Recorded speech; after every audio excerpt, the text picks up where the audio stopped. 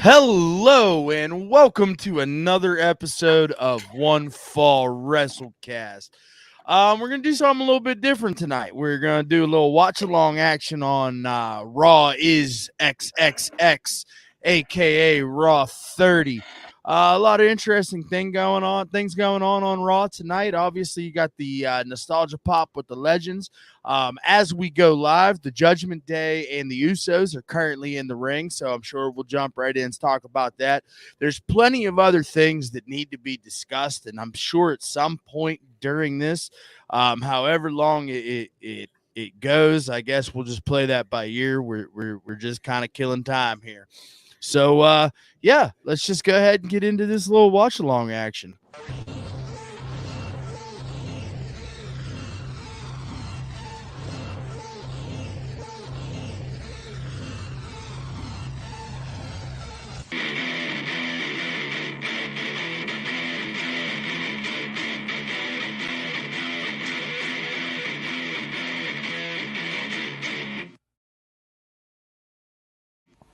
Welcome to the One Fall WrestleCast.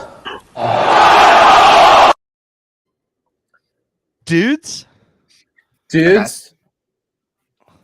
Hey man, I figured there was a couple of things for us to talk about this week, but I mean, nothing that we could like dominate a show with, and I mean, we're getting ready here. Royal Rumble's coming up here. Raw is 30. I figured, hey man, let's get a practice run in. Let's do a little watch along action here, and we'll just see for if Saturday. we've gotten any better at it. No, we haven't. I assure you, we have not.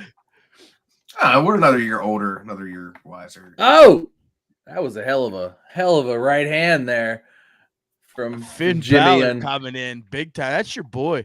Hey, so listen, while Dominic's going to work on Jimmy here, man, let's talk about fucking Dominic Mysterio, right? Like we kind of talked about it a little bit last week, and it's like he's really going all in on this convict gimmick, huh? How have we forgotten? How did we get convict main event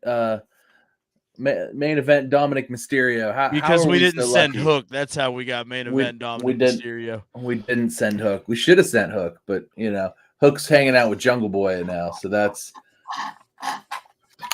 getting killed. Can we just officially admit that Dominic Mysterio is the rookie of the year from 2022? It's not Hook. I mean, even though we all rookie? thought that it was going to be Hook. I mean, yeah, because he count as a rookie? He was paired, yeah, because he was paired with Daddy. Like, I mean, this is his first go with like his own thing, his own shtick. I mean, I think he's killing it, bro. He's the breakout guy of the year.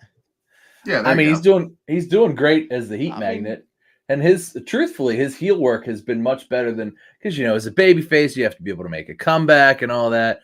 But as a heel, you just have to be able to like get your face beat in, and lay there a little bit. And his father was always really good at that, and he's actually much better at selling than he is at baby facing. So if he's going to be that heel that gets pounded, that's okay, I suppose, because he's getting pounded right now. I mean, he has a very punchable face, so he already has a slight head start in that department. He sure does. Not that I don't enjoy his work, but I mean, he does have that look about him that You know what, dude? I always enjoy like watching to see how like a tag team match is gonna go, like the story that these four guys is gonna tell, right? Like I always enjoy sitting back and watching a match from that standpoint. Well, have the Usos ever had a bad tag team match? Because never, not that I can. I don't. Even dating back to the Haka gimmick, like they've always been on point. I mean, I feel like they've probably had some like mediocre ones, but like I don't know that I've ever watched one that I've gone, oof, that just didn't work out. And I think, I mean, obviously that's why they're in the spot that they're in. They can go out there and have a great match with literally every team that's been in the WWE for the last 15 years, 10 years, 10 years at least, 10 or 12 years for sure. Tagged by Jimmy getting ready to sneak in here. It's gonna happen, but no. Priest is handling them both. He could do it. He's Damian Priest. It's weird to think about like Damian Priest is like 42 or 43 years old. Like he's almost as old as Sheamus. Yeah, because I mean, he didn't even come to NXT until he was like 38. 38 or 39. Yeah, he was. Yeah, and that was Hey man, whatever. big ups to him. Like, I don't know if you've ever seen like some of his behind the scenes stuff. Like, they showed some of his indie stuff, his Punishment Martinez, right? And like he just never stopped working hard. And like his dream, he started late too, but like his dream was to be in WWE, and like he's here and he's doing it. Judgment Day's over as fuck right now. Yeah, they really are. I actually wouldn't be surprised if they win tonight. But I don't think they're gonna. But if they win tonight, this is just for the Raw titles, right? Yes, this is just for the Raw titles. Yeah. So I actually wouldn't be surprised if they win tonight, and this started the sort of like, because I mean, they're trying to tell that story about the crumbling of the bloodline, right? At least the how they get Sami Zayn out of it and have Sammy feud. So I think this might be the beginning of that. So we'll see. I think it'll be interesting. Does it happen? Does it come close and they like just tease it? I don't know. But I'm thinking tonight's the trial, right?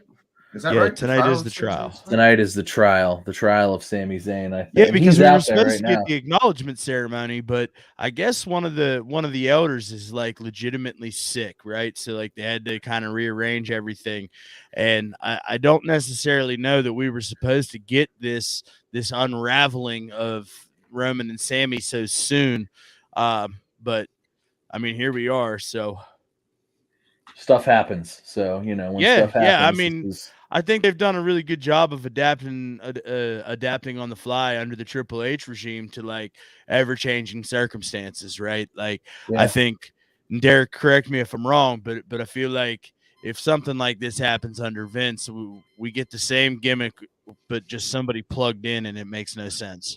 Yeah, they just paint by numbers. You just pop this gimmick onto this wrestler's head, and now we're good. It's like if they're all the same height, the same weight, the same body type. Because doesn't matter. It was like back in the day. Back in the day, that something goes wrong, and it's like, give me Savio, Savio Vega. I'll take Savio Vega. You know what I mean? Savio Vega hasn't wrestled in 20 years. Give him a call. He'll come out here. And son of a bitch, he did. Every time that he showed up, though, and every time it was like, oh my God, it's Savio Vega. And then I have to address this. Derek, are you drinking fucking vodka and orange juice out of the orange juice container? It's just orange juice. The fuck it is just orange juice. I can tell from fucking 37 minutes away that that's not just orange juice, pal. Like I'm watching Raw right here, and I saw it out of the corner of my eye and was able to see that that's not just orange juice.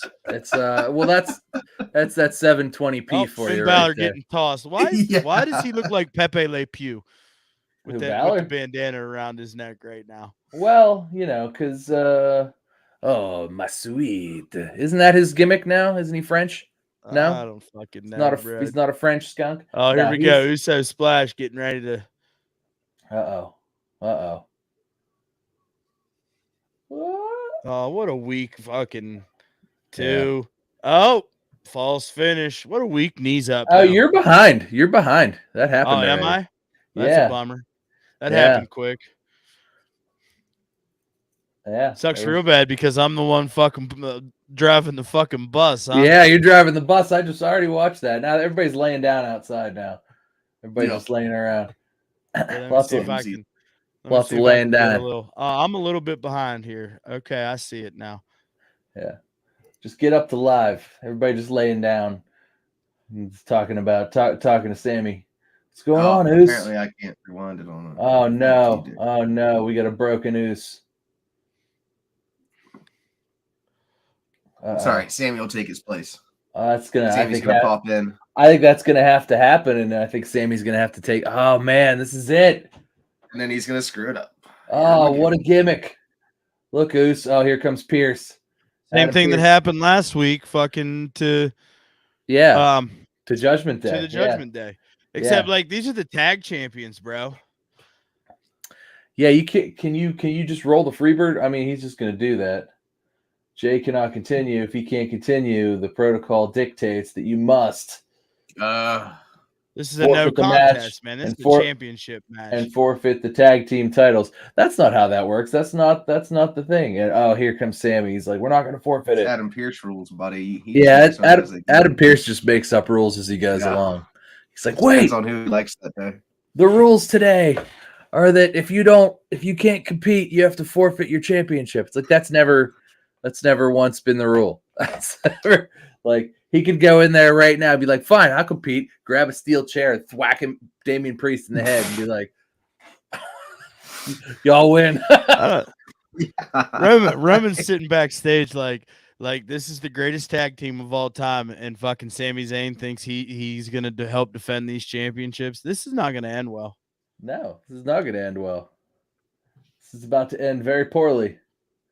Yeah, and now if it does end, oh yeah, look at that. This is what's happening now. Oos, look at Roman's face. Roman's like, no, what the fuck? All right, the obligatory standoff in the ring. I just got a new match, folks. If you didn't catch a glimpse there, try and pay attention to Paul Heyman the next time that they throw them. Oh yeah, his facials are next level, bro. Paul Heyman looks like he's so anxious every time they whenever he's standing next to Roman. He's hanging on to every word of his tribal chief. That was quite the tope there. Dude, Sami Zayn just fucking took a melon beat in there, bro. God bless America. He seems fine. I don't know how I feel about this. Feel about what? The Sammy getting here it comes. No, it didn't come. Dominic tried. He tried to cheat with the legs on the thing. It didn't work out. He's throwing terrible punches. Those are terrible punches. There we go. Sami Zayn with the exploder. Rhea's got good facials too. Like down there just like really selling it. But I'll tell you what, man, Paul Heyman makes his money in those backstage segments and he doesn't have to say a fucking thing. No. Well, I'll tell you what, Rhea sells this team by herself just by popping up on the apron every now and then. Although she wrestles like every week too. Like she has her own match that she generally. Word on the street is she's gonna be in the men's Royal Rumble, like in the middle, like not just like a Beth Phoenix spot at like 27. You know what I'm saying? Like they're talking about Rhea in the middle of the Rumble. She wants it. She's been saying it she's been not teasing it, but she's been like hyping it up on Twitter. Like kind of promoting that idea, kind of put a bug in their ear about it. It wouldn't be the worst idea. She can will that into existence. It wouldn't be the worst idea. Uh-oh. Blind tag going for the 619. Ate a big Air Force One to the face. Here comes Solo. 100%. He gives no fucks. Yeah, but what's he going to do? Why wasn't Solo out there to begin with? Why wasn't Roman? But still. Okay, here we go. What a terrible 619. Yeah, it wasn't great. It's because he's like 6'3". Like that's exactly what it is. He's way too tall. It works. It works for Ray. Zayn. There we go. I knew it wasn't going to be an Uso to take the. I knew it wasn't going to be Jimmy to take the fall here. Oh man, Damian Priest hit him. Damian Priest's elbows look just unbelievably deadly when he's like I feel for everybody. I know that everybody does that move and it like doesn't hurt, but man, I feel for everybody that gets hit like that. It isn't like just unconscious. No that was a hell of a super kick. Oh, 1D. Wow, that's great. I'm actually glad that happened that way. Yeah. Okay. I'm actually shocked it didn't go the other way. I guess that's the old bait and switch there. Yeah, look, they're like, we got it. Even through the interference, we handled it. Philly's feeling oozy. Although they can turn on Sami Zayn because Roman thinks that, like, remember when Roman snapped on him, he's like, "Do you want to be me?" And he was like, No, I don't want that. But now he's like out here like, holding up championships like he's an Uso. Yeah, that's not gonna sit well with Nah, the tribal chief. it is not. That is not going to sit well with the tribal chief. Solo's just standing there. I don't know, man. Solo Sikoa may have had the best rookie year, if I'm being honest, because that dude. I mean, that's probably fair too. That's probably fair too. I mean, he didn't have the whole year, but as far as main roster concerns, he actually is a rookie. And number 2 is the Godfather. And number 2, the man has been dominant. Although I'm not sure I'm into the Samoan Spike. I feel like everybody they give that Spike, that gimmick to, like, just ends up like disappearing into thin air. Because before Solo had it, Commander Aziz was using it. It was still using it down in NXT. Yeah, but it was, I don't know, man. Is he still a commander down in NXT? Yeah, I'm not really sure what that whole gimmick is now. Well, he was. I don't know. Ron Simmons is there. I love when I love that Ron Simmons comes to everything. You see, he's not just all damn. Yeah, exactly. And he still wears the APA T-shirt. Like that's awesome. I fucked my whole camera up over here because I turned the subtitles on, but they're on like the hidden little corner of my thing. So I can't even read them. Why are they handing him money? Because Baron Corbin wasn't on the list. Oh.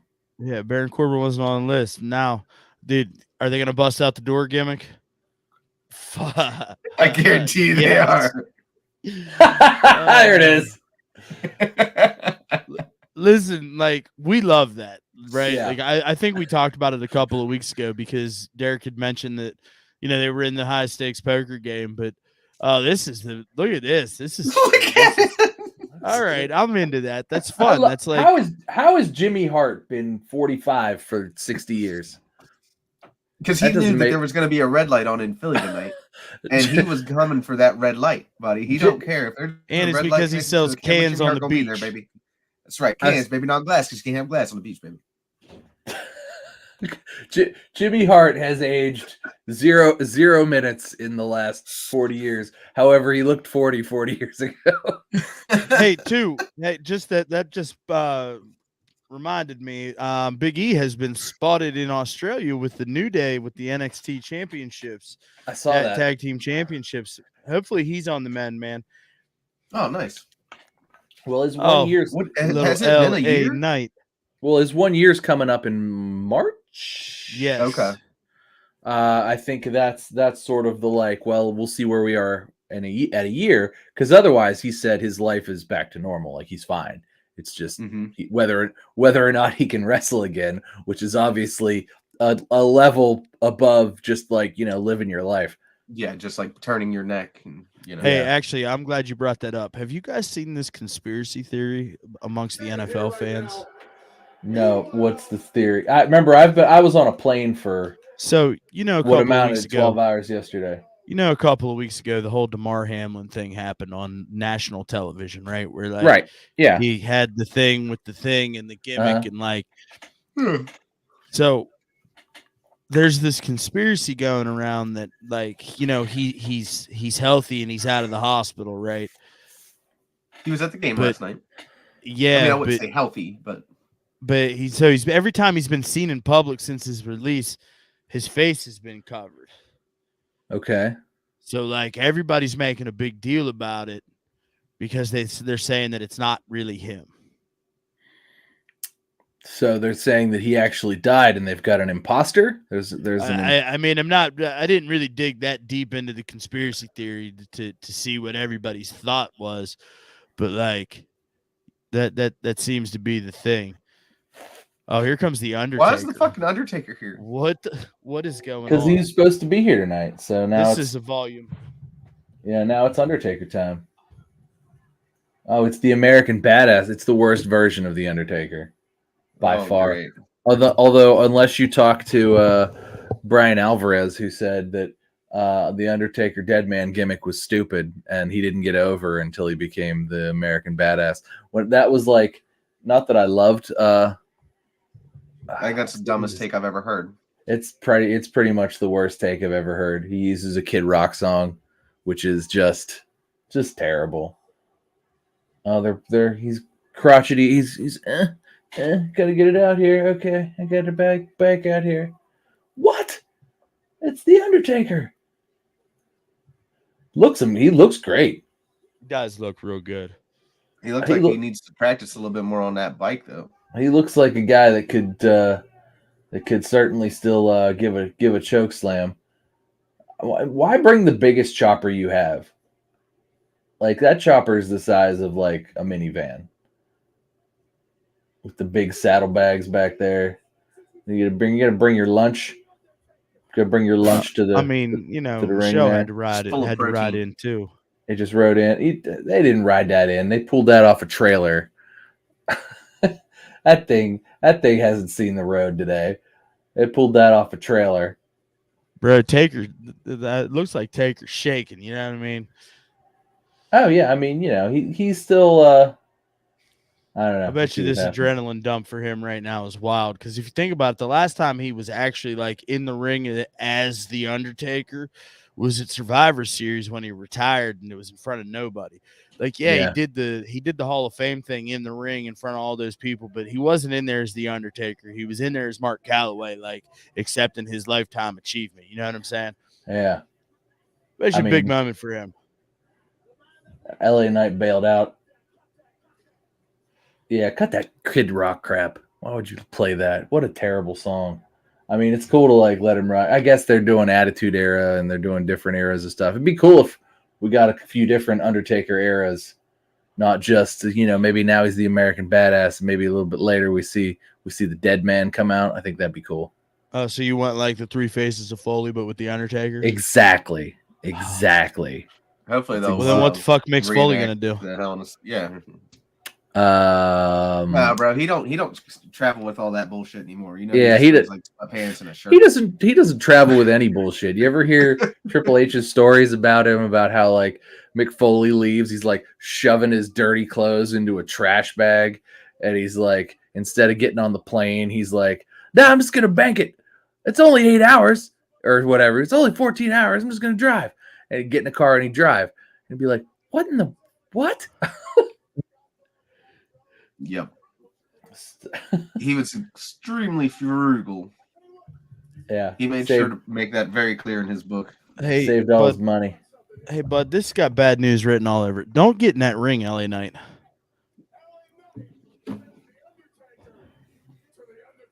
Oh, LA Knight sends the Undertaker. Nobody's ever used that.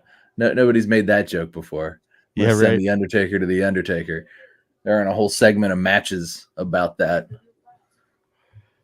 I am glad LA Knight's getting some fucking love on television, though. Like, this is a major angle with Bray Wyatt. Like, this is big time deal for LA Knight. Yeah, for sure. And I think he's fucking picked up the ball and he's run with it, if I'm being honest. Yeah, I mean, he's fantastic, and just everything they've put him in, he has just made work, even if it seems like a stupid idea, and oftentimes it is. But every time it's like, oh, this is a good idea. Like, this is going to work. Like, even like, yeah. Uh-oh. He said, yeah, and there goes the lights. The song is a banger. Derek, I have to know, with the developments of Friday night and the Firefly Funhouse coming back, like, are you still like disengaged in this whole Bray Wyatt thing? Because we just got another layer to this story added in. Right, and I don't mean to seem disengaged. It's just I'd like for something to happen. It's kind of like, you know, I'm tired of watching the paint dry. I'd like to see what the finished product's going to be. And well, I think that LA Knight's about to get stuck between the Undertaker and not his hard place. But I think the Undertaker's for sure about to choke slam. That shirt's LA dope. Knight. Yeah, you should probably just hop on that bike. Peace on out, skedaddle. I mean, I would say at this point, it's at least this gimmick has at least had more legs than the Fiend. I mean, although the Firefly Funhouse was super over, I felt like once the Fiend started like actually wrestling, they kind of put a title on him real fast, and it was just from there. Well, There we go. that was one of those things where Vince like truly listened to the fans because the fans were clamoring for him to be the champion, and like I don't think that at that point in time that character needed to have the championship. Like, No, I don't think a character with that kind of No. gimmick needs a title. Like they've already got. Like it's like this for the same reason the Undertaker is not like a 15-time champ. You know, he's only like what 4 times, and they were all pretty five. He's a 5-time champion. But they were all like pretty short reigns too. He was more. He didn't even choke slam him. He just choked him and let Bray Wyatt hit him. He was always too, whenever he was they brought always up the very Fiend. transitional in his title reigns. I think he had like when he was the world heavyweight champion, like and did that whole thing with Edge. Like I think that was because that lasted almost an entire year because it started at the SummerSlam prior. But like I think that was really his longest title reign. Oh, this is fun. Yeah. Oh, what's he saying to him? Oh man, that's kind of cool. I'm fairly certain that was a passing of that, like, you know what I'm saying? Yeah, the passing of the proverbial torch, because that's always kind of been the thing. I don't know. Have Undertaker and Bray Wyatt have they ever wrestled each other? Because I feel like they had a match. they had to have had a couple. Because like, you know, the Undertaker just retired. Bray Wyatt's been around for a decade or so. Yeah, but did it ever make sense? That's the thing. The- Like something like that would have had to have made uber sense for Vince to do. Like I don't know that. Yeah, they had a match at WrestleMania. I thought so. WrestleMania 31. Okay, I mean that's a while ago, but yeah, that's he would have still been Wyatt family though. So Yeah, 100%. Yeah, it was the Eater of Worlds character. Yeah. I love the fucking Undertaker, bro. Throwing the fist up at when he's with his back to the. That's still cool. It's still so fucking over. That crowd just erupted. Look at that. You know what that is? What? That's the trash can belt. Oh, it is. Oh, thank you. Oh, thank you. Hey, I love the fact that like Otis is getting a little bit of his character back, bro. Like, but he's still my number one guy. Yeah, I like it. Look at Candace back there, just looking delicious. Talking to Dexter. Dexter's like, why does Dexter have an axe? Just holding an axe. Who knows? Eating popcorn. Like just hanging out, but also polishing an axe. DDP needs to move, bro. Thank you. DDP. You know, it's funny. Last time we saw DDP, he was wrestling on AEW. Do you remember? I do remember. It was you're right. It was like 2019, and it was like DDP versus Sting. Hey, it was like, check how out am I what's watching this in 2019? Check out what's coming next. Oh, hey, listen, time. like, am I the only one that feels like this could have been a WrestleMania match? No, because this could have been a WrestleMania match. Like, why do I feel like they just jammed this together? I mean, I don't think they just jammed it together. Like, they've been kind of feuding pretty good for the last but listen, month and a half. Keep them on that separate the separate wavelengths where they just keep having these little interweavings, and like you have this match at WrestleMania. I'm sorry, I don't. And then like we're getting a cage match. What of all things, right? Of all things to get like right out the rip. Like right? this could have been a WrestleMania match. And a damn good one too. I mean, probably this is probably the fucking show. I mean, this is probably about to steal the show tonight. For being honest, like this is the potential for stealing the show is pretty high for this. Although that last match, particularly with the little switcheroo gimmick, that's Hey, at least when WWE cuts to a pizza commercial, there's not a pizza cutter being ground on someone's forehead. Oh, yours went to pizza. Mine went to Verizon. Oh yeah, mine went to pizza for sure. Mine- Yeah, I got pizza as well. Man, they loved that. I don't give a Mine, fuck. Domino's mine went was to fry Paul. life. Oh shit. Mine went to Paul. What's his face? Paul Giamatti Hey, being so Einstein for Verizon. Wouldn't I you guys feel kind of be remiss, pissed like if you made a sign and then commercial. they ripped it in half? While we're in this commercial break here, Bailey getting up in the fans' ass. I love her, but like, I I feel like we need to talk about this. So like, obviously, the news broke last week when we were live, that Jay Briscoe had been killed in a car accident, Yeah. and Well, details were they didn't release the names of the people until we were already live. So it had happened earlier, but we didn't know. right. So, as the week has progressed, a lot more information has come out, and Jay Briscoe was killed in a head-on collision with his two young daughters in the back seat. Um, it's such a tragedy for the wrestling community, right? For the world of professional wrestling, for its fans, for its performers. Jay Briscoe obviously meant an awful lot to an awful lot of people. The outpouring of just respect and condolences and love for Jay Briscoe, and like him, not only just what he offered to the wrestling business, but like, a testament to the human being that he was. Like, I think that oftentimes we forget that there's real folks behind what we enjoy, and real folks' lives are affected by stuff like this. And just the outpouring of love and respect for Jay Briscoe has just been fucking phenomenal. I can't From say enough everywhere good things too. about them.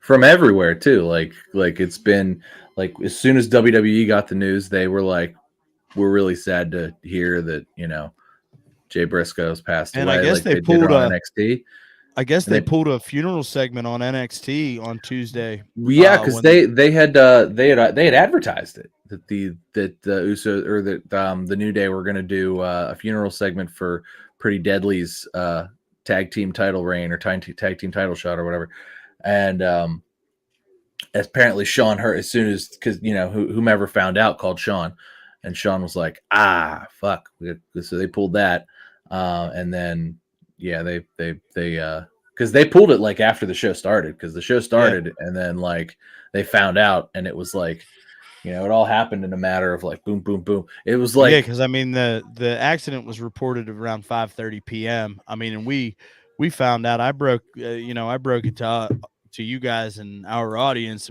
probably 9:15, something like that. So Yeah, it was definitely like, near the end of the show. they would have had to have gotten like pretty information at a pretty like late hour to pull a segment that they had advertised segment. So like kudos to them for making sure that they're doing the right things, because I think that a lot of times they get brought under fire in situations like these, right, Derek? Like, I mean, and how they handled the Owen Hart thing and everything like that. So, to see this in a different light, I think has really caught the wrestling fan world by surprise. I mean, am I right or am I wrong? no, you're right, and it seems like just about everybody's had an interaction has had an interaction with Jay at one point or another. Whether it be Seth Rollins telling stories. Seth Rollins told stories all week on Twitter about him. Obviously, FTR and the Briscoes just had a bunch of like bangers, and then anybody that's been through Ring of Honor, Impact, New Japan, which is almost everybody at this point, right? And even if it's not, it's like everybody knows who he is. Everybody's met him at some point. So just the outpouring. Yeah, I really think that TBS kind of came across as assholes in this whole situation, and kind of need to maybe learn something from what they did there as far as that goes, with not letting AEW do anything until after the show and only for the Yeah, I live thought that was audience. interesting. That's pretty shitty move right there. I Yeah, I don't. forget who it was. It might have been Tom's boy Brian Alvarez that tweeted this out, but like I'm not 100% on it, but it was something along the lines of TBS not allowing AEW to do a Jay Briscoe tribute show when the wrestling world is hurting. Is due to a tweet from 2010 is a little overkill. A tweet that he's since apologized for. Like it's like profusely as a matter of fact. Let's be fair. Like, I feel I'm all for like, okay, if you screw up, that's fine. But if you make amends, then I believe that everybody deserves to be forgiven. Yeah, man. And like, that's just to me, like prime example of 2020, 2020's cancel culture, right? Like, it's like we get so goddamn offended by fucking everything. You know what though? I think if they'd have let it go, I don't think there would have been any backlash whatsoever. I think it would have been, I don't think anybody would have cared. I don't think there would have been any like, oh, you can't put him up there. He said this 10 years ago or whatever. I don't think there would have been any of that. I think, I mean, they were adamant about them not coming into AEW, which was a travesty for fucking wrestling fans. Oh, for sure. Especially considering like what he did was clearly not as egregious as half the shit that other people have done that are still on TV all the time. I mean, I brought up Excalibur. Before Excalibur's on TV every time, and yeah, I mean, right, like so TBS. So let's pop back to the action real quick. We'll get back to Jay Briscoe and that whole situation. Damage Control can attack Becky as soon as she was like getting in the ring, and then they locked themselves in the cage. How many times have we seen Adam Pearce tonight? Because I think he was in the first half hour. I mean, you would think he's writing himself into this or something. You would think that he's gonna. Hey, Vince is back, so like he's like, we pay that motherfucker an awful lot of money. He's got to be on TV. He's got to be in like he's got to come down in every other segment. I mean, look at him. He's a fucking magnificent. Adam Pearce. Shave that bald head. Oh, okay. Just give him the clippers. Oh yeah, we saw how good this worked for Braun Breaker last time. Adam. Let's see Adam Pearce do it. Are these the same clippers or are these new clippers? It's like, have you guys not learned anything yet? Oh my god, he just fucking hit that referee in the head with the bolt cutters. He just did. That poor guy. Oh look, what's Pearce gonna do? Pearce is like, no, stop. I'm gonna shield Becky Lynch. You know what? I'm glad this played out that way because I was just bitching about they're going to give us this match. I'm glad this happened this way. This has been a good fucking show so far. Yeah, that was good. If you're going to do a gimmick like that, you do it on TV, especially you do it in the middle of your 3-hour show. You don't put a match. It was weird. I thought it was weird because this would main event just about any TV show. Like, what the hell are we doing here? Well, yeah, but they got to get Austin Theory and fucking Bobby Lashley over. Because the United States Championship is the A title on fucking Raw. It is, obviously, until it's not. I hope this match is good. I mean, clearly the trial of Sami Zayn is going to be the main segment of this show. But like this is the main event match. For sure. Oh, now it's no disqualification? Why? That's a good question that I don't know. Why did that happen, Derek? Why did that happen? Probably to give Adam Pearce a reason to come out and announce that to everyone right before the match. No, it's definitely to give Adam Pearce a reason to come out and check on everybody. That's for sure that's for sure what it is. I need more Adam Pearce. It's like the cowbell. Get Pearce back out there. Now. Get Pearce back. We got KO versus Solo too this week, which is I think Solo is still undefeated in solo competition. Is he not? So this isn't going to go good for KO. Yes. Probably not. I mean, it's hard. It'd be hard to beat KO though, like right before the Rumble, and it's like he's supposed to face Roman for the title on Saturday. So what are you gonna come out here and have him? Or is that next? Or is that on Friday? That they gotta have. I think Friday. That's on Friday. They gotta have Solo come out there. So you're gonna have Solo come out there, and I imagine that it'll go to a no contest or something, and it's like Oh yeah, it'll be a screwed finish for sure. Yeah, Solo's just gonna beat the tar out of him with a chair, and that's gonna be it's like Solo Sikoa took his first loss, but like they're gonna say that as he's beating Kevin Owens with a chair. So it'll be he's doing the tribal chief's dirty work. Oh my God. They won't even acknowledge the fact that he lost the match. Then next Friday they'll be like, oh, the undefeated monster. But JR was there. He'd be so mad. He'd be like, why? God damn you, why? And that would be circle better. Back, right? Like this is a different level of pettiness by TBS. Like Yeah, it's a pretty it's especially because it's not like they're having the guy out there. They're giving him a tribute to his, and that's like the company he worked for. Like he was like, I mean, he worked for Ring of Honor, but like, he was on Tony Khan's payroll. Ring of Honor was on that, was often the best part of the AEW television product. And, so to have them be able to have them not allowed to do like a 10 bell salute for him on national television is just, it's it's disheartening. I mean, for fuck's sake, they dedicated an entire 2-hour show to Brody Lee. Not that like I'm dogging on that; it was fucking done very well. And like, I guess it's the fact that they did the same thing for Ring of Honor after Dynamite went off the air. They filmed and taped a tribute show, but like, I mean, it's not going to get the same type of exposure and the same type of, reception as like that being hosted on Dynamite.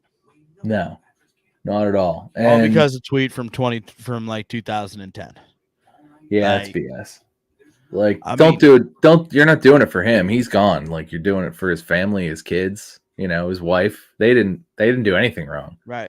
Like, they just love their dad, and they would probably like to see that. But I'm sure they still will see it. I'm sure they'll still appreciate it. But the fact that it wasn't just on TV is like, well, not that I think at that point in time that his wife was watching anything on television. No, yeah, that was her. Her blinders were up. She was very concerned with her 2 little girls who are still in the hospital. Glad to hear that the oldest daughter has feeling in her legs, though. After all of that, yeah, they posted a picture of them both kind of like lined up, like face to face, holding hands. And somebody had said something like, "I thought the Briscoes were the toughest tag team. I guess I was wrong." it's the Pew girls. And, awesome. Yeah, so it was nice to see, but at the same time, it's I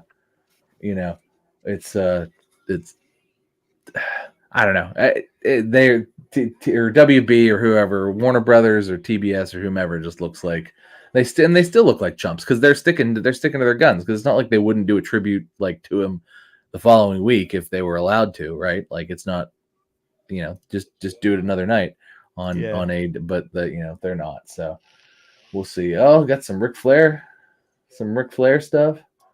Yeah, his new documentary's on Peacock. It's interesting. I haven't watched it yet. Like, Peacock did a really good. Have you watched it yet? Mm-mm. Listen, I think Peacock did a really good job framing Ric Flair out to be who Ric Flair actually is. Like, they didn't just put him over as like the greatest of all time. Like, this was a very good depiction of what we all know and believe Ric Flair's actual life to be. And I thought Peacock did a really good job putting this together. According to everybody who knows him, that's just who he is. He's that guy. So that's what it is. We got the. They even asked him a couple of times that even like at the intro in the beginning, they were like, who is Ric Flair? And he like goes on, Gators can't hold me down, And then they're like, okay, who is Richard Fleer? And he's like a sad, scared little boy. And like, that just sets the tone for what this whole fucking thing's about. I guess I got to watch it now, because I just assumed that Ric Flair was just Ric Flair all the time. This is every day. I every thought Peacock second. did a really, really good job putting this together. Every second. A very fair depiction of Ric Flair. Uh-oh. Are you ready? Here we go. Here comes the degeneration geriatric. Wow. They're literally the guys in charge right now. They're literally I know, right? Isn't that wild? It's wild. They're literally the 2 guys that are like these are the guys that were trying to sneak penis jokes in every week. Oh, there's Waltman. Why is Kurt Angle there? That's a great question. I don't know why. Why is Kurt Angle there? He was an honorary member of the Shield once, but I don't think he was ever an honorary member of DX. That's like he's like the Savio Vega of Legends, right? Like Was he standing in for Billy Gunn? I bet they asked Billy Gunn to be here tonight too, and Tony was like, "No." Well, yeah, because Tony How great would it wants, have been if he just came out with like a Billy Gunn mask on or something? And That would have been pretty. That would have been pretty spectacular. because Tony Khan wants WWE to put his show over on their fucking television show. That's why they won't do this. Like,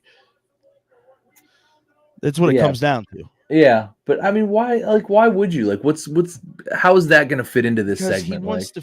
Because he's soft as puppy shit, pal. He needs that reassurance that he matters. Mhm.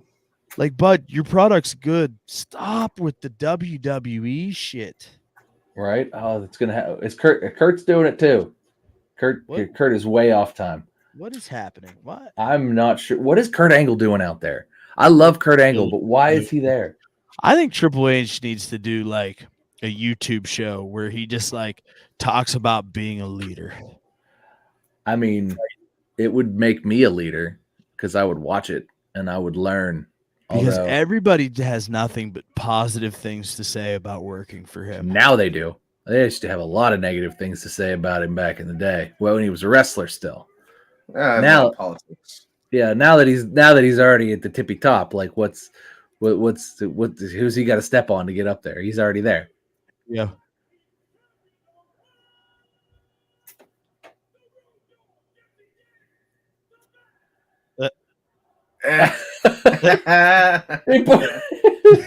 There we go. Now we're confused why Kurt's there. Why is Kurt here? Oh, we're gonna turn this up. Yeah, that's what we've been asking.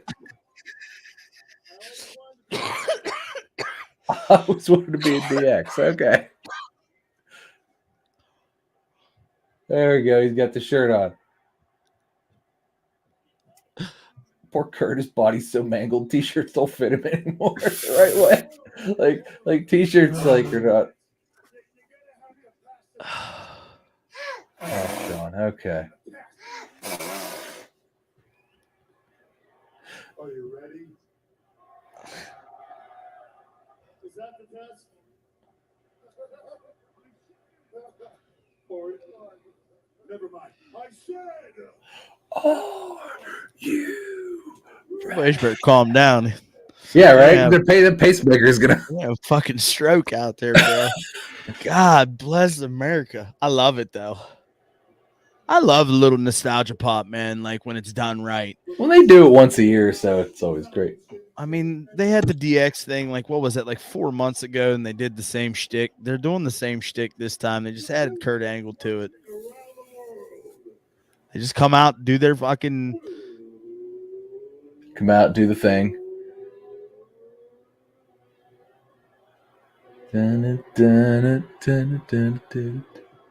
Oh, there they are. Are they going to put Imperium over now?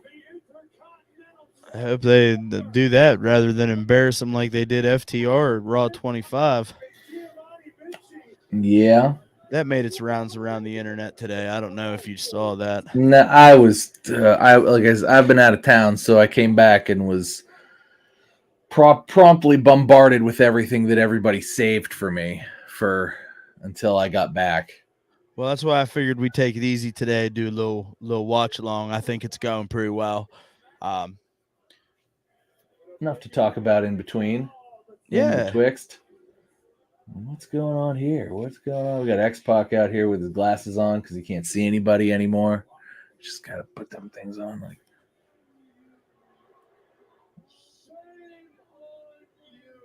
shame on you.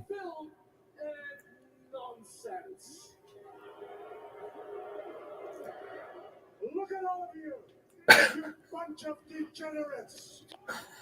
Standing out there celebrating yourself. For what?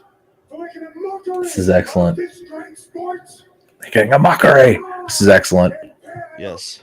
And we are here to restore the honor of this precious sport. And we are here to kick you out of our ring. Unless a any one of you. Who's he gonna hit? Something about it. Probably Sean. I think he's gonna hit Sean. No, don't do this. Triple H is gonna say something like, "Sean will fight you." I'm retired. I'm retired, dude. Dude's gonna throw Sean under the bus.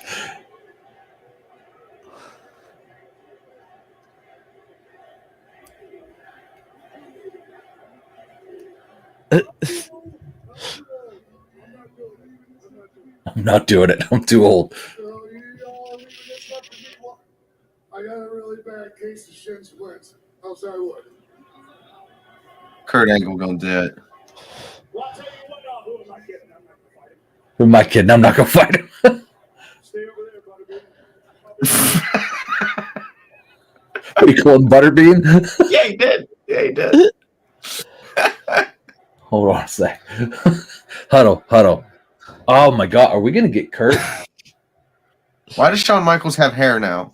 This is so I mean, fucking it's just corny. back here, but like, could you think? Kurt said he'd fight you. No, I won't. No, I won't. Yeah, we're in a bit of a jam here.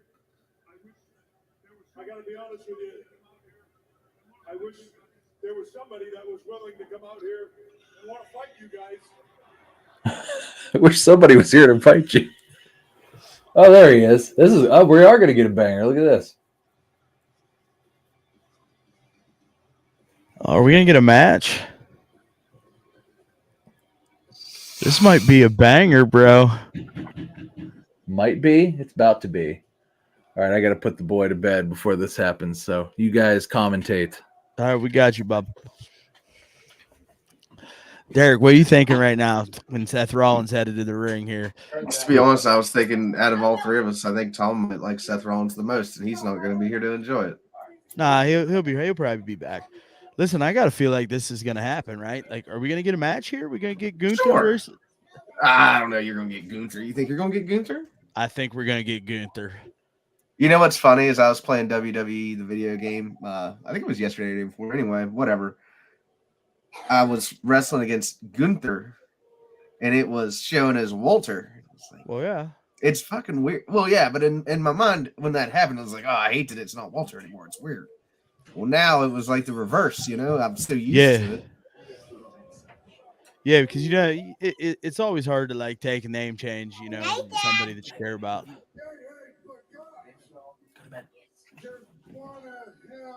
All right, we're good. Quick version. It's apparently universal child bedtime. Yeah, I got to hang out with little. Oh, here comes. All right, we're gonna get a three-way here. Okay.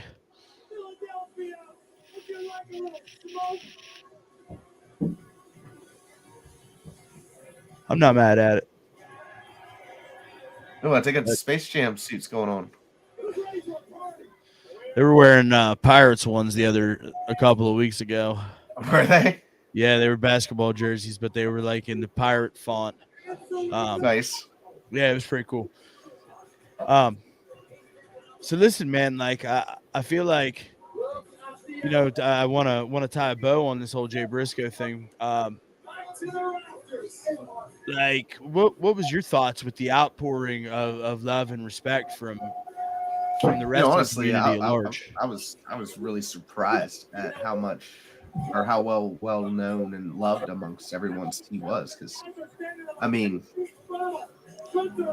you kind of don't really have an idea, or at least I didn't have an idea of how much these guys still respect the people that, you know, are still in the indies and still out there grinding and doing their thing, you know, and still think of them and acknowledge them and don't, you know, you kind of wonder, you make it up to the big leagues, you know, you're traveling all the time, you ain't got time for anybody else anymore. Right. But no, man, it was pretty incredible moment in the wrestling community to see everybody kind of reach out and touch somebody. Hey Tom, I had to mute you because your TV's louder than Derek on a Penguins game.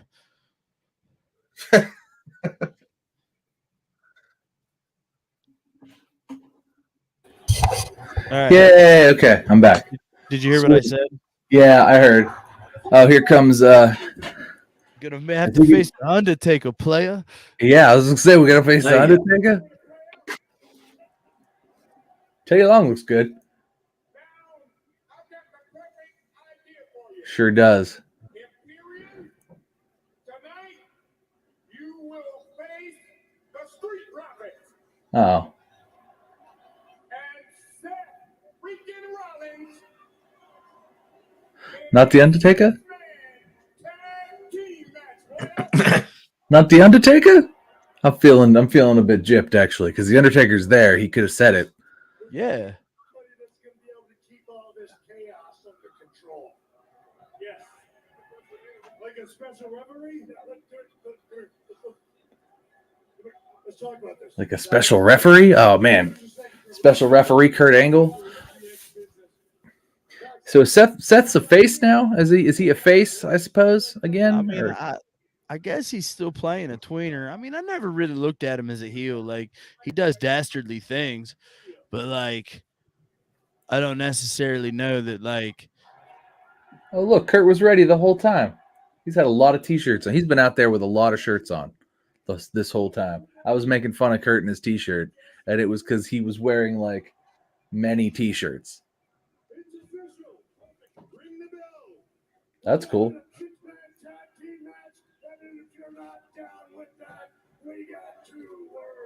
Waltman just had to yell, "Suck it" into the microphone. He couldn't help himself. He couldn't. He can't. Couldn't help himself. He's Just that. let the crowd have it. He can't. No, he can He's never. gonna get his ass whooped when he goes backstage. He doesn't even care. Worth it. Worth it.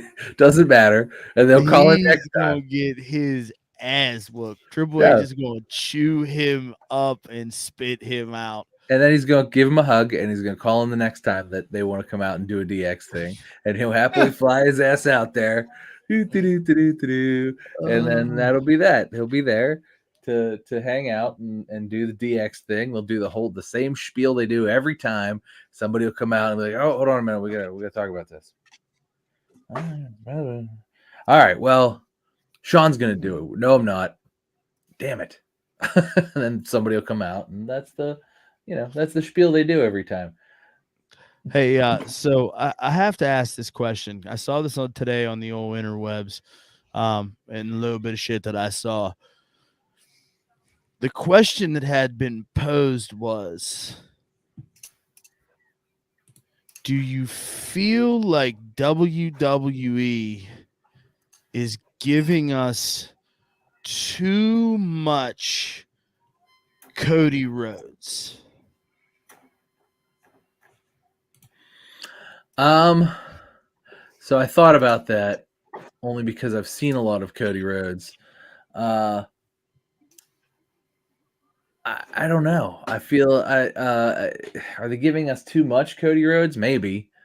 I don't know if I feel like, at this point, like I might be a little bit sick and tired of him by the time he gets back.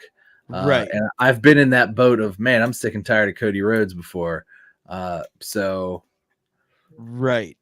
So the argument here is, Derek, right, that is WWE treating Cody Rhodes as they treated Roman Reigns in prior years, to where they're ramming him down our throats, just like they did with the Roman Reigns face run. Right. I don't feel like we're there yet. I mean, that thought truly hasn't even came to my mind yet. That's what we were gonna get. No, we're not there yet. If Look, they gotta. it's just that they owe him for all those years of Stardust and the other mockeries that he was forced to put up with. Some of them were all right. The handsome or the dashing Cody Rhodes was good. WWE owes nobody anything. Yeah. Hey man, maybe they're just trying to, honestly, make it good a little bit. That's all. Stardust wasn't that bad. Stardust actually wasn't that bad. There have been so many worse characters. But listen, like, Stardust had some fire promos. If you go back and listen to Stardust promos, fucking on point, bro. Yeah, I think until Cody got sick of it and didn't like it anymore, and they wouldn't let him change because it was over. I think that was part of the problem, is that it was over. And then he got it not over because he hated it and didn't want to do business with it. And then so it became unover, and then he got fired and had to go and reinvent himself. And here we are 5 or 6 years, or what, 6, 7 years later, 7, because they kept saying it. He hasn't been in a ring in 7 years, but why would you lie to me? We know that he has been. We've seen him. We've actually seen an awful lot of Cody Rhodes for the last couple of years. Like it's not he didn't go away and just hang up his boots. Because at one point we even complained about it. He was like, did they say Cody Rhodes is about to have ring rust? We don't know where he's been or what he's been doing. But where it was would he have definitely not rested? wrestling. Where would he have rested? The man just wrestled like on live television 2-3 weeks ago, but it was just on a different program. Like, stop lying to me, man. We know other wrestling promotions exist. He's literally bringing his theme song from the other said promotion, yet commentary. I guess this was still while Vince was there, but commentary was just like, we've never heard of this AEW promotion. Cody Rhodes has just been buried in a trailer in the back of the WWE bus for the last 7 years. Here we go. Obligatory. Yes, obligatory neck tattoo is so common amongst wrestlers that we would have never seen him and remembered that. Yeah, no, never. We would have never known. He got the American shovel tattoo right on his neck. That thing that thing is so real. It's the worst on tattoo. WWE television. Like, at least like the grittiness of AEW hid that. That is a very well done tattoo. Like, it might be the most like egregious tattoo of all time. That tattoo is very technically strong, and it shows on WWE fucking cameras. Like, AEW was like, yeah, it's there, but that thing just like fucking radiates off the side of his Especially head. when he walks down and they use that one expensive 4K camera they have. The one expensive camera, they're like, and there he is. Remember when they rolled that 8K fucking entrance camera out, and that was like the dopest thing ever, and now like it's just part of the show.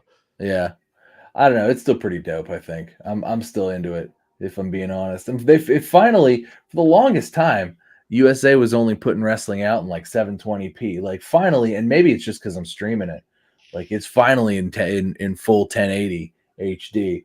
Like, I think if I just watch it on cable, sometimes it's like 720. They may have fixed it for everything, but like for the longest time, it was like, why is wrestling not upgraded cameras yet? It's like sports is like the one thing that upgraded cameras make a big difference on, you know? It's like, yeah, man, but I've got to feel like that's a big time expense, like on a company level too. They're a $9 billion company. Big time expense. I mean, say that cost $1 billion to upgrade their entire arsenal of cameras every time the technology changes. I don't know about all that. I'm just saying, like, ballparking. You know what I mean? Like, technology changes an awful lot. Not a lot of people have updated HD channels either, or the TVs. I mean, that's true. 4K is getting more common now, but you don't see a lot unless you use more streaming platforms than anything. Yeah, streaming platforms. Your actual satellite providers really don't have it in 4K. No, they upscale. Other than a few basic channels that. Well, they do that pixelated upscale thing. All the basic channels, KDK and all that stuff, all the like CBS, NBC, ABC, all those that's all shot in 4K. Yo, how good is Imperium just like as a unit, right? I think that's why they put them back together, because it was just it was so good as a solid unit. It's just like, well, we can't. What I don't like is that they repackaged Giovanni Vici because he was, what was his name before? He was Italian before. Well, no, he's still Italian. What was his name before? I don't remember, but I don't remember either, because now they're just, I mean, Ludwig Kaiser, I think. What the hell were their names? Hold on. Now I gotta look. He was, now you gotta look that up.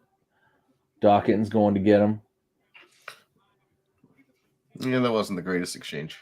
Nah.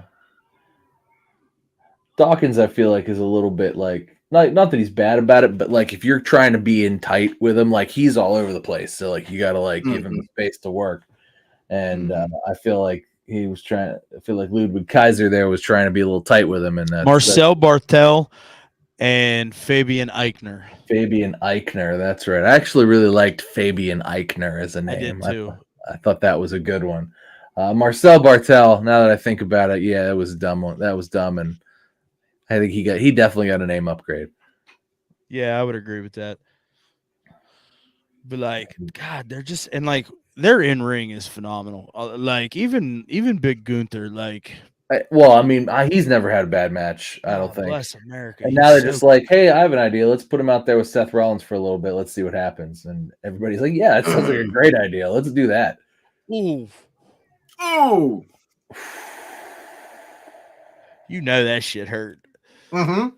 That felt Gunther terrible. going to work on Seth Rollins. Big scoop slam here. Let's see where He slapped it after he slapped the mother out of him. Really, just Slapped the mother out of him. Slapped the mother right out of him. It was quite the beast slap. Seth Rollins is like, why did I agree to that fucking spot? That was the worst spot. I should not have agreed to that spot. That's the worst. That was not the spot I should have.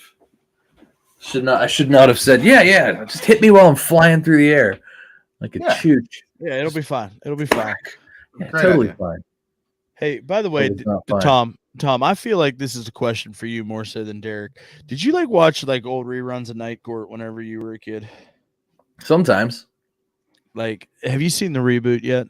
I know that it exists, but I haven't watched it yet. I haven't watched it yet either. John Larroquette's in that. Oh, jeez. Okay.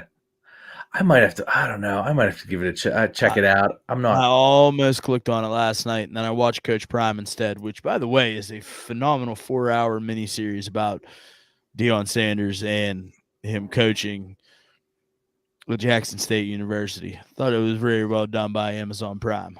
Well, that's cool. I watched on the flight home the first 3 or 4 episodes of Halo, because I hadn't watched it because I don't pay for Paramount Plus and I wasn't going to pay for it to watch Halo. It's weird because Halo clearly has a very defined story and lore, and this is not that, but it's just the Halo characters inserted into it. And it's not bad at all, but it's not other than, some guy looking like Master Chief in his armor. Although that guy is you never see Master Chief's face in Halo, and that guy took his helmet off within the first half hour of the show, and I'm not sure he put it back on through episode 3. Although you do meet Cortana, which is cool. I don't know. It was an interesting watch because it was this isn't bad, but this isn't what Halo's about necessarily. So it's just they just sort of inserted the Halo skins. It's like a reskinned other sci-fi show, but they just skinned it with Halo because it's not about Halo or the Halo or any of that. That just took all the characters' names.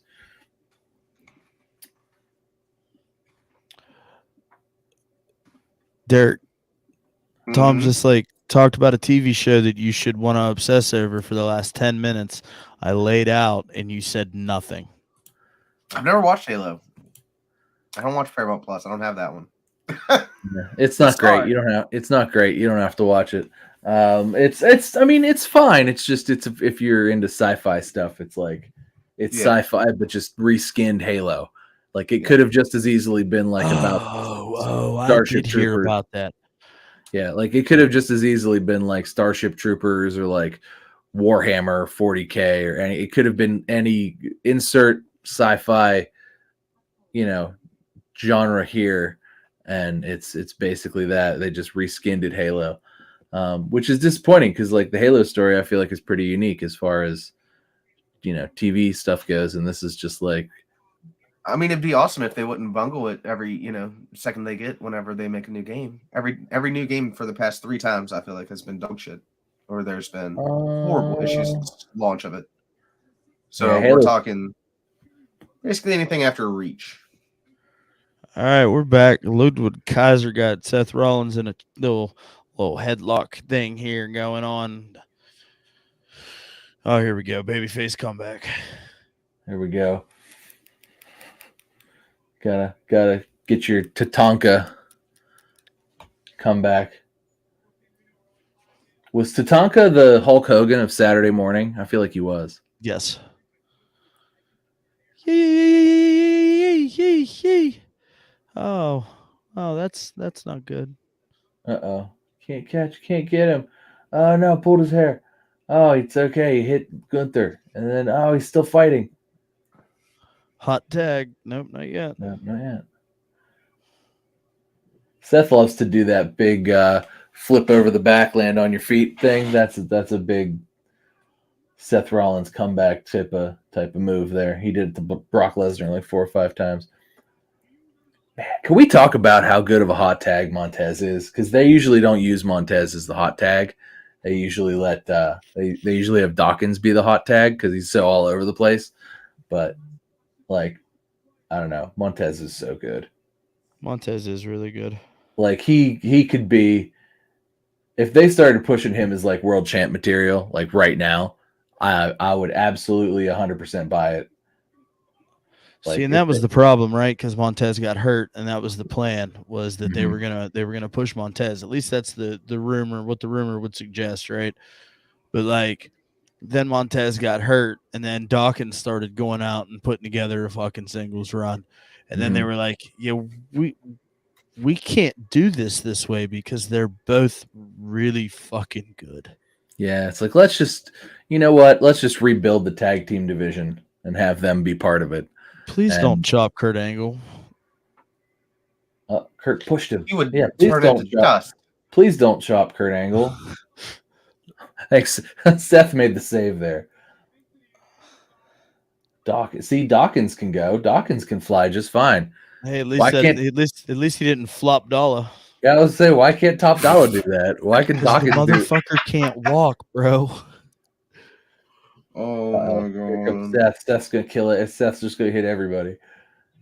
Oh, good. Seth's like, oh, why did I let him do this spot too? This is the worst spot. Uh-oh. You know, Seth took the most losses of anybody last year. Yeah, I did see that. I think he may have also wrestled the most matches. So it may have been also didn't lose a fucking step of momentum because of losing. No. Well, that was why. He's Teflon. Like you can't knock him down. You can't keep him down. Like he could at any moment in time be in the world title picture and it would be like, oh yeah, that makes a lot of sense. Absolutely.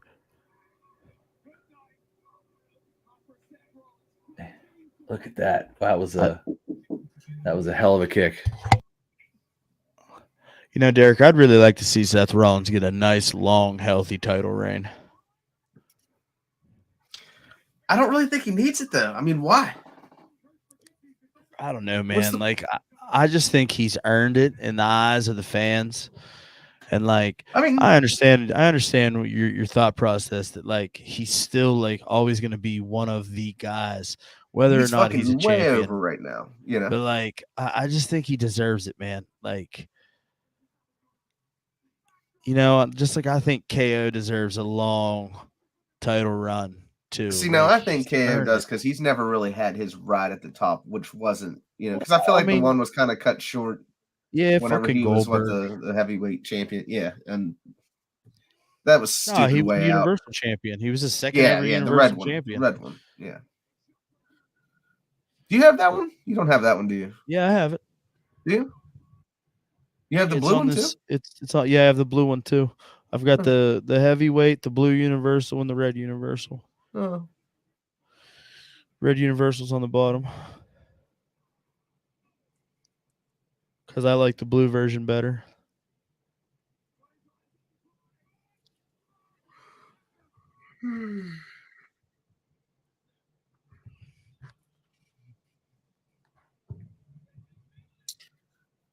Oh, big stomp. Here we go. 1, 2, 3. Seth Rollins with the big win over Imperium. Good for him, man. I love me some fucking Seth Rollins. Love me some Seth Rollins, bro. And Gunther does not take the loss, of course. So perfect. It seems like that character there, not what did we say? We've went through too many names here. What is his name now? Gunther. No, not Gunther. Asshole here. Oh, Vinny Giovanni Vinci. Vinci. Vinci, yeah.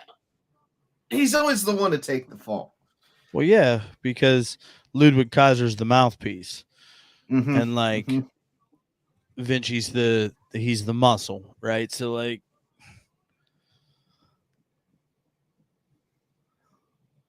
interesting. Jimmy Hart has been in every fucking shot $1 Million Man of this backstage section. Yeah, Ted looks good, bro. Yeah, he does.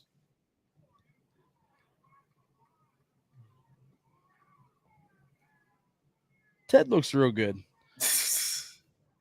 Was that our truth? Is that our truth?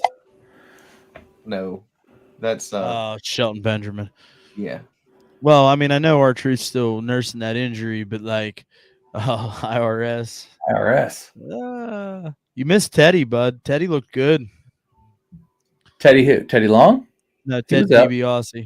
Oh yeah, no, I've seen Ted DiBiase recently. Yeah, but this is how we got there. He is, but I mean, he looks real good though, right? He looks better than he did in NXT. I'll tell you that. Yeah, I don't know. Yeah, no, maybe you're right. $100 left. Man, I wish they would do something with fucking Elias, bro. Instead of just having him be a background character. Yeah, I mean, it seems like every time they start, like they just stop, and it's like they're just like, never mind. Like, shit, get off the pot, man. Like he's so talented in the ring. Like, man. What? Do you disagree? No, I was enjoying the damn from. Damn. Sorry, I think mine's behind. I'm live in my world, but I'm behind. Like, why you got to put Charlotte on fucking Raw 30? She's a SmackDown champion. I think everybody's gonna be on Raw. I think that's the thing. Who won that match? I had to. Seth Rollins won clean with the stomp over Giovanni Vinci. Yeah, okay, yeah, those are the only guys that are allowed to take pins. So it was decent, but it wasn't fucking. That's good. Exactly what we talked about. Yeah, that's exactly what we talked about. Exactly what we talked about.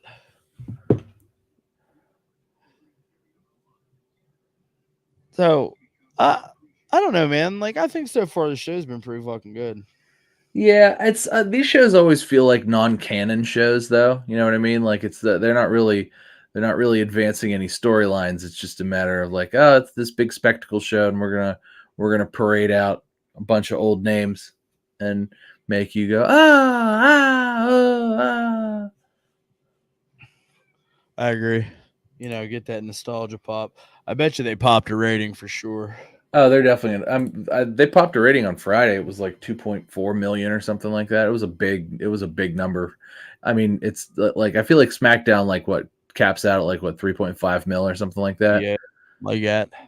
So like, yeah, they 2.4 on especially as we're heading into all the sports playoffs and stuff. So I got to bring this up because I figured this would get a chuckle out of you being the ratings guy, right? This happened a couple of weeks ago, but actually it happened last week, and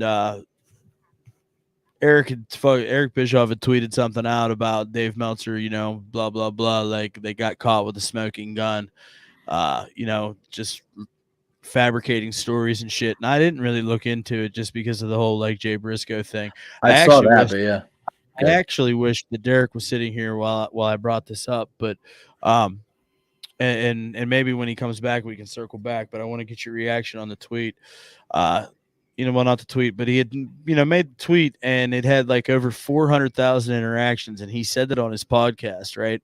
He goes, "Yeah, I had a tweet on Friday, Thursday or Friday, whatever fucking day it was." He was like, that had over 400,000 interactions. He was like, that's a couple more people than Rampage had viewers. Yep. So what you want my reaction to that? Yeah, I mean it's funny because that's what it is, because Rampage doesn't have viewers. I think it was better this week. I think they had about 500K this week. Although it was a terrible show, because I actually watched it because we were back getting ready, like we'd gotten back from whatever we were doing that evening, and I'm like, oh shit, 10 wrestling's on. let's put wrestling on, Hell because yeah. you get back to your like Airbnb or hotel room. It's not like you have like it's just like, oh, what's on this cable TV, and so thankfully it was wrestling, because that's oh god, I have to watch cable. Oh good, wrestling's on. That's like that's the way. But I don't know how they keep doing Rampage, because the ratings are so bad every week. Like they get beat. Like I would venture a guess to say that like there are probably primetime episodes of SpongeBob SquarePants getting better ratings than Rampage right now. Their lead in is also not as great. I saw this today.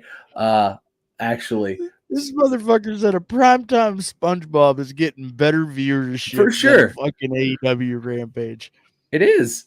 That's I that's the most haters comment I've ever heard come out of your fucking mouth. What, you don't like SpongeBob? Nah, I mean, it never fucking tickled my fancy. No, we were too old for SpongeBob. I don't like it either. My son does though. It's funny. Like my kids they'll sit there and just stare at it, and I'm like, what are you watching? And they're like, SpongeBob. I'm like, why are you in a trance? Is it mesmerizing? This is ridiculous. And they're just like, okay, maybe we shouldn't watch this SpongeBob. Oh yeah, well, Vince's car was lit on fire. Yeah, he died, remember? Right, I remember that. In memoriam, we did a whole in memoriam for him, and he wasn't dead. You came back. It was me, Austin. It was me the whole time. Right, that was that. Right, like he died and then he came back as. I don't know if that was the same angle or not. I can't remember. It was the same year. It was definitely the same year, but I don't know if it was the same angle. How did he die and then also come back and be who he is? Fucking Bobby Lashley's got the fucking personality of a wet cardboard box. Yeah. He needs to be back with MVP, no doubt. Like right now. Just let MVP talk. Bobby Lashley, shut up. Maybe just say one word at the end. I'm going to beat your ass. Yeah? Yeah? So Bobby Lashley back here, like, oh, God, dude, like, he tries so hard, man. He Like, gives in his eyebrows so much. Like, his facials are good, man. Like, yes, give me all of this. Like, I want this. I want all of this. Yeah, put this back together. For the love of God. Where's Shelton and Cedric? And fucking Omos, you include Omos in that? Like, he just is like setting him sing. Just there. He's just a presence. Except we don't ever have to really watch him good faction. fumble through a fucking match ever again. Except it's a really good faction and not a really bad one, like that whatever that faction is in AEW. I don't know what it is. It's like the ROH fucking front office, bro. Yeah, but that doesn't make it any good. Every time they come out and get involved in something, it's like, why? And they're just like, hey, I remember. Shit on Wednesday was funny, though. You're going to get me fired. Stop it. You're going to get me fired. Uh-oh, here it comes.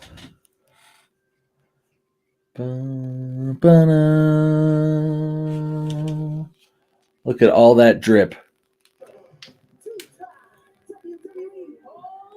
So how about today, Rick? A couple of days ago, Rick said, oh, he looks good.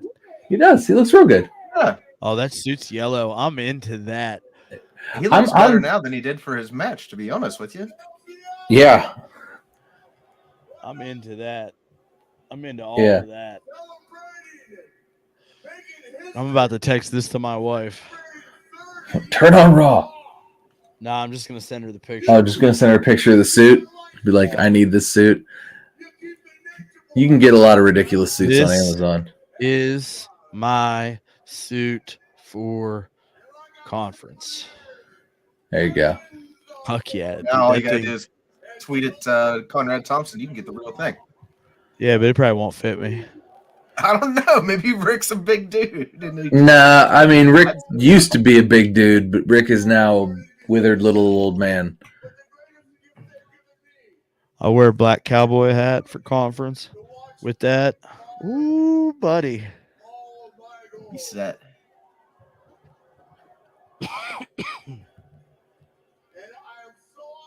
Yeah, I'm into that. That's Yeah. happening. I'm into Rick coming out. I love when Rick puts over Charlotte. I think that's my favorite thing Rick does. And then he eventually like gets involved with whatever's going on, and Charlotte kicks him out. And then he goes away for a little bit, and he comes back, and he's like, "I love my daughter," and then he like gets involved with something else. I wouldn't hate. It's about time for another one of those cycles of Charlotte Flair, with like Rick hanging around a 'cause, little I mean, bit. she is playing babyface right now, Yeah, and it's kind of weird. I don't really like it. there's a lot of smiling and like waving, and it's like, And, like, why is she doing that? She's just like when she left, she was just unapologetically her. Like she didn't care whose feelings she hurt. She was the opportunity. And now it's like scaled back, and she's like, "Oh, I wouldn't be here without the fans. Oh, the fans. Oh, I love the fans." Like you just get that vibe when she talks now. Yeah. Like, it's. I mean, just not- it's only been a couple weeks, and I think they're hopefully. I mean, they're backing down with the smiling and waving. Yeah, maybe not so much. Yeah, see that she doesn't have a big stupid smile on her face. Oh, she touched the kids though. She didn't She touch did touch kids the before. kids. Yeah, see what I'm saying? Like, look, like. I mean, she didn't smile at them and like get all. Yeah, like, but this she's is- dapping everybody up, bro. Like, come on. I think you're overselling this. It's not that bad. Nah, it's bad. It's bad. Okay, maybe you're right. She's Wait shaking till you hear hands. the promo, bro. I'm just the promo. I'm telling I mean, you. is it gonna be a? I mean, Derek, come on. You got to see through this shit. Am I the only one? No, she looks like Cher from 05, honestly. It's like she went to the plastic surgeon and was like, Do yeah, that you one piece of believe glue." in love after love? That was like Need 85, but yeah, matches. sure. No, that wasn't 85. That was 95. No. Oh, yeah. My mom, Oh, listen, yeah, we got my mom was a big fan. That was prime 95. Derek, Google that. You're thinking about if I could turn back time. Yeah, that is what I'm thinking about. You're right. You're right. That is what I'm thinking about. Now that's All right. 98. 98. Oh, she does look like 98 Cher, bro. Just like the cover art on that fucking album.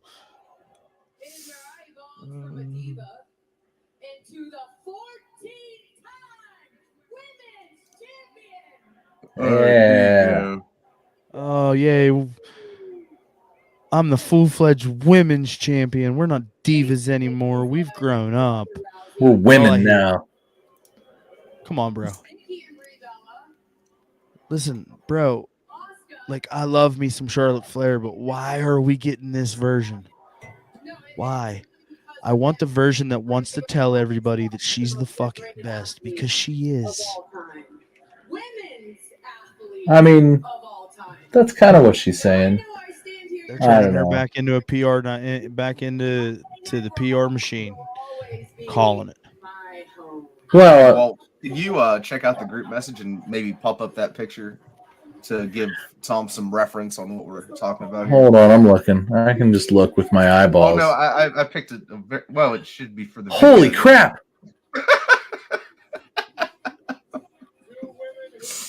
Is it not Nah, the bro. same person? No. Oh, it's the same face. Listen, I Holy got you. crap. Just stop. Just wait a minute. It's like they put a blonde wig on 98 Cher. Uh-huh. It's like she went to the same doctor and was like, give me 98 Cher. And they were like, got you, fam. I guarantee you the doctor was in there listening to the song as he's doing. Was like, fuck, I'm just gonna make it look like that. I mean, there's nothing wrong with it. It's stunning that it's the same face. It is. It's I'm about almost about to the blow your cheeks. mind even further. Oh my god! What are you gonna just put different hair on Charlotte and tell me it's Cher? Sure not, bro. I'm gonna send you the picture that I thought Derek would have sent.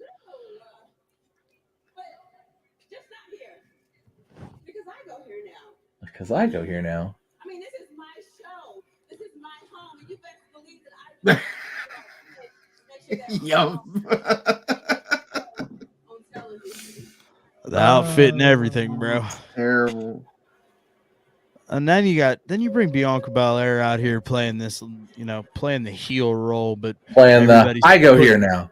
Yeah, like Here comes Sonya Deville, who hasn't won a match in 16, 17 years. I mean, she hasn't won a match since she became a wrestler again. Truthfully, I don't. She's a much better backstage. Her chemistry with Pierce was great. Oh, through the roof. I would prefer that. She's a killer promo though. I mean, she's been the whole package for like years, but for whatever reason, it's just like, oh, we'll just beat her. It's fine. Yeah. We'll get her right to that cut. We'll let her fight the champion, but the champion's definitely gonna win. It's definitely gonna be not that close. She's one I'd like to see get a Kofi run, right? Like For sure. I mean, so keep thinking back on it, and if you think back on it, like that, those two runs and the run up to that too, because Daniel Bryan was the Earth's champion leading up to that, and then like that was just like that whole that was run was prime great. Daniel Bryan. Yeah, that's not this That's the Bryan best Danielson Daniel. guy. That's the best Daniel Bryanson Yes, ever. it is. And this guy we have in AEW now is not. It's like he's not. The same. He's just out here having dream matches every week. Like he's just living his best wrestling life. Like he didn't give Which a is fuck about fine. telling stories. He's just out here living the life that he wants to live on his last run. I mean, I'm with you, man. Like I feel like he feels underutilized because he's doing that. But like, I mean, you got to look at it from the perspective of the performer, man. Like that's just what he does. Oh, there we go. Now she lost to Charlotte a couple weeks ago. Now she's going to lose to Bianca. That's how this is going to go. Okay. The EST of WWE. I don't know why. I have a confession to make. I still can't invest in Bianca Belair. So I think I was for her first title run, but this one, despite it being long, has been seemingly uneventful comparatively. Like she's so good, but she just doesn't have it yet. To me, She's not on the level of to me yet. She's not on the level of like a Becky or a Charlotte or a Bailey, really. I don't think. I definitely think that like she is in that conversation, but she's like not on the top of those. Like you could argue. Like, I had to let Penny leave. We're losing Derek over there. He started to nod off on me. So like she's not on the level of like Becky or Charlotte she's not there. She's in the conversation, but it's like, So luckily they're letting her work with them, she's worked with them a little bit to like try to pull her up to that level.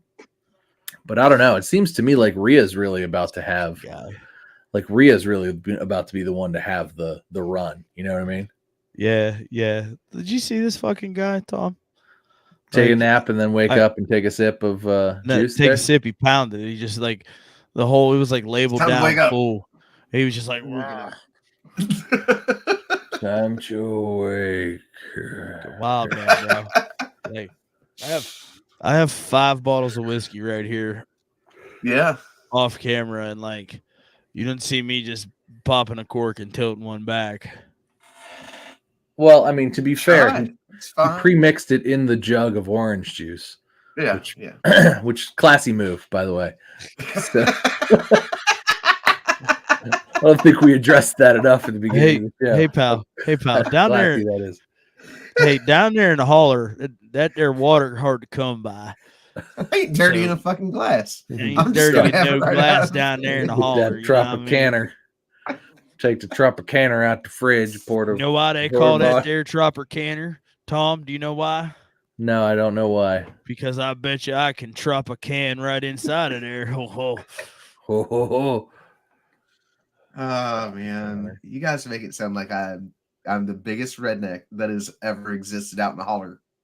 No, you're just the only one with internet. So we gotta pick on somebody. It may as well be you. I'm halfway there. He says you're the only one with internet, motherfucker. Tom's not lying either. Everybody got fucking Derek's internet down in the holler, right? Mammy and Pappy live behind there. Mom and Dad live next door. The neighbor across the street, that's how he pays for the grass. You know what I mean? And then Derek comes in here. He's like, "Oh, I'm fucking uploaded like fucking 0.26 pixels." Yeah, no shit, pal. Because everybody in your fucking down your streets watching fucking TV right now on your internet, bub.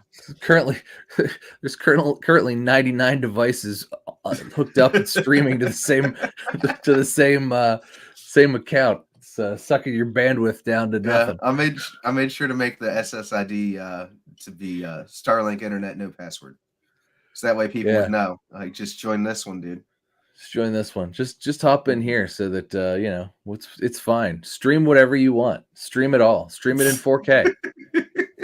I don't care. Honestly, I would be curious to open up my network one day and just see how long it took before I finally got a random person on there. I could be 8-bit Derek.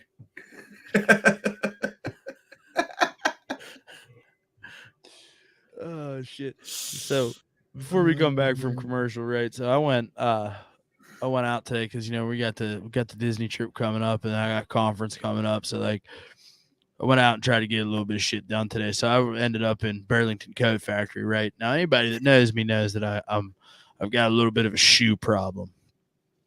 So I'm in Burlington. I'm just walking around. I go over to the shoes and never have any fucking shoes, right? For in my size that like I want to buy, and man, I'll be goddamned if they didn't have like 6 or 7 pairs. I'm just like, fuck. Don't you hate it when that happens? You like show up somewhere, you're like, oh, I need new boots, and those look like, great. Immediately, I saw the first pair, and I went, "Why did I come in here?" Like, that was the immediate first thing that crossed my mind. All right, how much of a squash match do you think this is gonna fucking be? I don't know. It's good. I mean, they keep doing Sonya dirty, but yeah, it's about to be.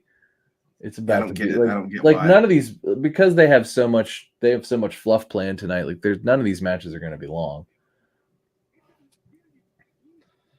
Like this probably we're getting close to the end there. Like, what's the point? Like, what's the point of everything that we're doing with the women's division right now? Like, we've got Candice LeRae that sees 0 television time. We've got tag team titles that don't have a division. Like, everybody's just kind of everywhere. There's no rhyme or reason. Like, we went out and we bolstered our women's division, and like we gave Liv a chance, and Shayna Baszler's out there. Like, why is the state of the WWE women's division feel like it's in such disarray right now when, I mean, it's still clearly the gold standard, but it's just not clicking like it did 3 years ago? It feels like it's been in transition to do something for a long time, and I don't know if Charlotte being back is going to make that better. I'll be honest, I like what Becky and Bayley are doing right now. I think I like what happened tonight. The little like, why are we getting this match like the now? swerve. Which we were complaining about, and then they swerved and we didn't get it. And I'm like, oh, well then. It's what we wanted in the first place. It was recorded, absolutely. It was recorded live as we were coming out like, oh, this could have been a WrestleMania match. There we go. Now it's gonna be. But yeah, this has kind of gone on longer than I thought it was gonna. I can't believe Sonya's getting as much offense in as she is. But I guess that's kind of been the state of Bianca's career, or Bianca's run has been. She's been She's won, but she's not been a very dominant champion, which maybe Like, I want to piggyback off of what you said, though. That, like, you feel like the women's division has been in this state of transition for a little while now. I mean, they've had opportunities. Like when Charlotte took an extended period of time off, they had the ability to transition. When Becky Lynch was pregnant and left, they had the opportunity to transition, and they kind of did with, Sasha Banks and Bianca Belair. But like, it's just, it doesn't have the same appeal that it had 3 years ago today. And it's like, at what point are they going to shit or get off the pot here, where it's like, hey, let's put something together for somebody that's not named Liv Morgan. Yeah. Like, let's get Shayna Baszler up there. Let's start elevating some of these other women. And I mean, unfortunately, like, that's going to come at a cost at TV time, right? Mm-hmm. But like, you've got to do something, because you can't keep trotting the same 6 women out there and expect them to get over in the women's division feel like it's this functioning, living thing like it was a few years ago. I mean, Derek, you're looking at me funny. Am I wrong? No, I'm eating a Hershey's Kiss. Oh, that's why he looks funny. I mean, I think that a lot of it too is that they keep trying to insert people. Like Sonya's been getting a lot of TV time, but they're beating her. And whenever they have Ronda, they're insistent upon using Ronda, and they did that for the whole most of the time Charlotte was gone. So that was tough. Oh, look, this is going through commercial. This is probably Sonya's best match and best opportunity in a while. But then when they have Ronda, they want to use Ronda. They keep repackaging Lacey Evans because they don't know what they want to do with her. And that's another one, right? Like, when was the last time the women's tag team championships were defended in a meaningful fashion? I can't remember the last time they were defended. They had that back and forth title switch just so that they could switch the titles at the pay-per-view. They switched them on Monday and then turn around and switched them back on the pay-per-view fucking 4 days later. Like 5 days later, whatever the fuck it was. That was the last time. I mean, what was that? That was the pay-per-view after SummerSlam. So, like, that's the last time that the women's titles have been defended, as far as I remember. And if they were defended, it wasn't a marquee matchup, and it clearly didn't drag anybody's attention into things. And I think that that's why I continue to sit here and argue that maybe Damage Control isn't as over as everybody thinks that it is. Well, I don't think it's their fault. I think that they're probably the best ones to be carrying them. Not that not that it's necessarily good for the belts, but who else are you going to put it on? And what happened to Asuka? Asuka was like losing her mind, like coming out without she went back to Japan. She was homesick. She needed a fucking vacation. She's probably going to come back as broken Asuka, and she's going to fucking dominate the women's division, which will be great. But what are we going to do along the way to help make that more impactful? Are we going to trot Tegan Nox out there to be your first fucking victim? Well, apparently we're going to do a lot of fucking nothing from what we're seeing. I mean, it doesn't seem like they have a good plan. They need to bring up more talent to let Asuka run through people if that's what they're going to do. But that requires TV time, Derek. And like, there's a lot of like top storylines on WWE television that maybe they're not willing to take away TV time. Like, look how many, we talk about roster bloat with AEW all the time. Look at how many like notable superstars have gone to NXT and had notable NXT runs because there's no television time on fucking you're absolutely right. On main roster shows. The division is way better in NXT than it is up at the top brands. So, well, I just think it's different. It's not so much that is that like you could put Finn Balor down there and like he's believably like this dominant guy that's just sort of like,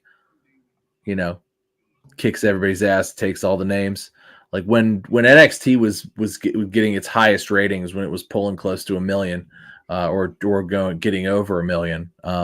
That's when they did it, was with Balor on top, and when he was, and of course with the Undisputed Era and all that stuff too. And then they gutted it. Like Vince, I can't believe they let the Undisputed Era go to this day. What, NXT? NXT pulled over 1 million a few times. Is that before? Is that BA or AA? Before AEW, it was. I mean, it happened before, but it also happened after. No.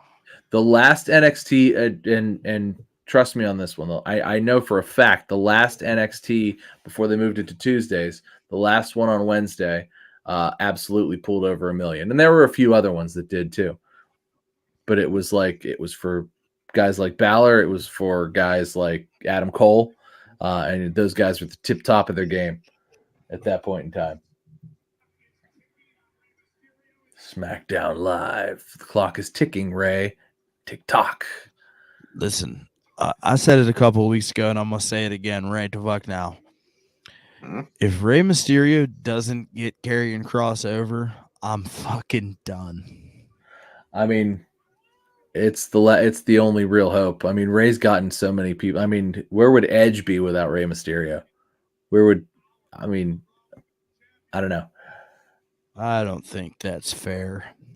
Okay, we all know that Edge has Matt Hardy to thank for his fucking resurgence in his career. That too. I don't know. In my mind, Edge's best his best feud after that, besides the feuds with Randy Orton, which I think were good too. But like one of his earliest ones was against Ray, and it seemed to last a long time. Yeah, because they were fantastic, and it really set the framework of what Edge was, that created this Hall of Fame career. I'm not taking that away, but we would have never gotten the opportunity to see that had it not been for the real life drama. Put Edge in this rated R superstar fucking stratosphere. Rey Mysterio just helped cement it into something great. Yeah, that's a good point, man. It beat Sonya again. Just let all the champs beat Sonya. That's all we're doing here. It's like, oh, maybe we'll let the tag team champions beat them next week. I think that'd be fun, right? Just let them beat her together. See, and now why she got to talk now? You already talked once. Why you got to talk again? Because now she's gonna call it Alexa, so Alexa can come out and do a spooky thing.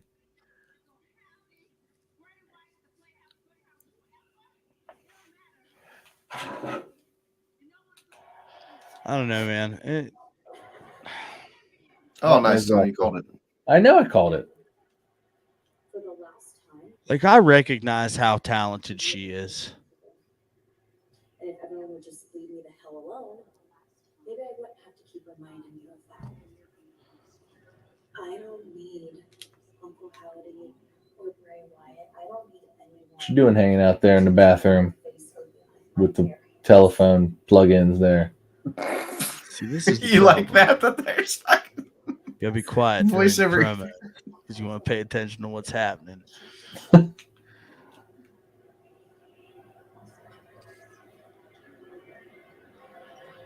that it? She looks shaken, but I don't know why she'd be shaken after that promo.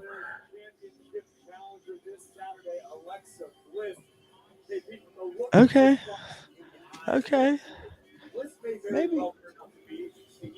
Maybe just maybe they're gonna finally get this Alexa Bliss thing right. Maybe. I think they'll at least get a good match out of this at the Rumble. Although that means that Alexa will not be the winner of the Rumble. More Cody. Okay. See what I'm saying? You had asked, have we seen too much Cody Rhodes? Why would they take film of him sleeping? Is that supposed to show that he's like recovering? Also, he's in recovery. No, See how he's on a trainer's table, bro. Oh, yes. Why was he covered? He looked like he was covered up with a blanket. Yeah, he's got his nose pierced. He does now. He definitely had it in a couple of the shots, but not so much in the others. Yeah. It's he's going into his emo phase right now. We're gonna get midlife emo crisis Cody Rhodes.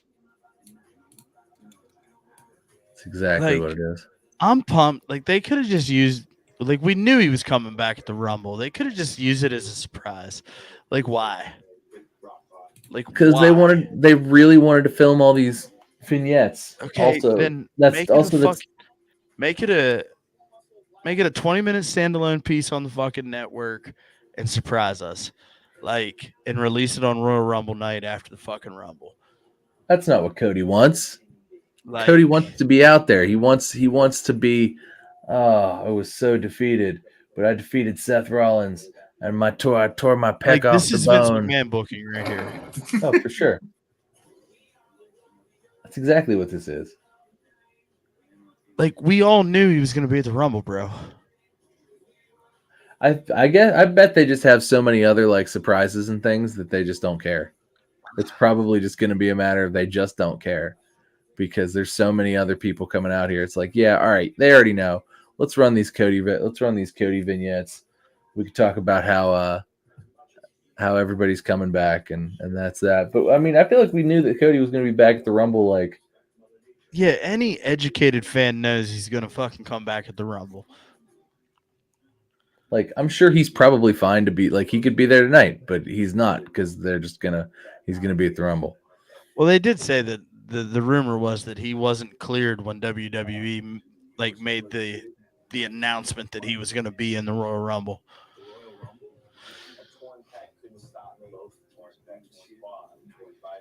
Oh, nothing can stop me. Nobody else is allowed to wrestle hurt but me. I'm allowed to wrestle hurt. See, this is what I'm concerned about, that like we're going to mock that because of what they're doing here. Because no doubt about it, that was an incredible thing that he did. But like to just make us like not to be able to enjoy that as a moment, but to be like, oh yeah, I did this. Oh yeah. It makes you want to don't say it out resent loud. that after, you know what I'm saying? It makes you want to resent it and say, "Oh, look at me! I'm allowed to get hurt and wrestle still, but nobody else is." What the fuck? What the? And like, I'm glad that it happened the way that it did because it was fucking a phenomenal match. It really like shows you, you know, that blood, sweat, and tears mentality. Because anybody could have just said, "Hey, man, like I'm fucked up." Yeah. Oh yeah. They had a nice little 20-minute thing on the Peacock or whatever about him, and kind of going through that match, and it was pretty rough. Well, they don't want you to forget about him when they eventually put a belt on him at WrestleMania. And like he's front and center, so you know his fucking ass is winning. Like, I mean, probably. good for him.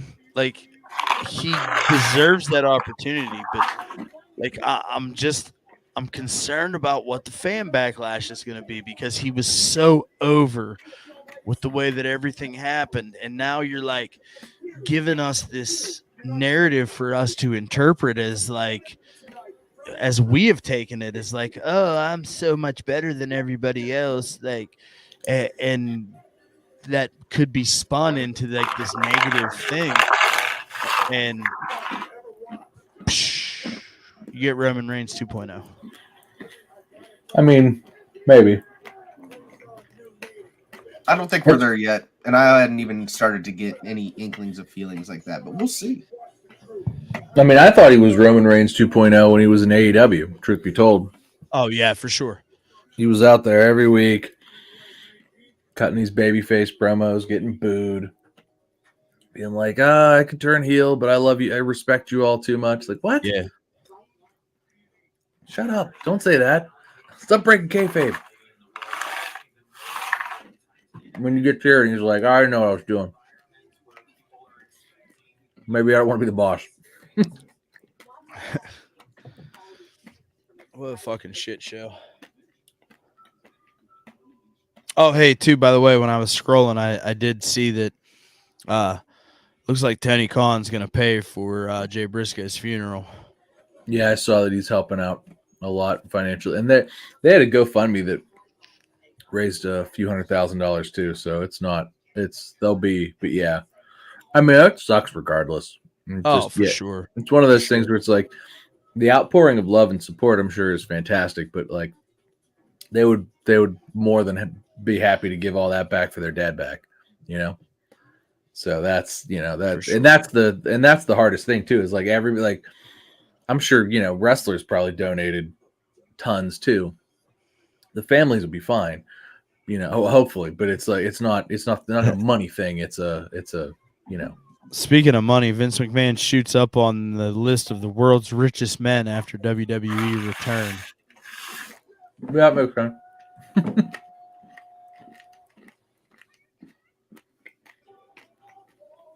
How far up the list is he? I don't know. I didn't click on it. Can't be too up, but I mean, there's only so many billionaires. Man, Tony Schiavone says Tony Khan's demanding nature can make entire weeks difficult.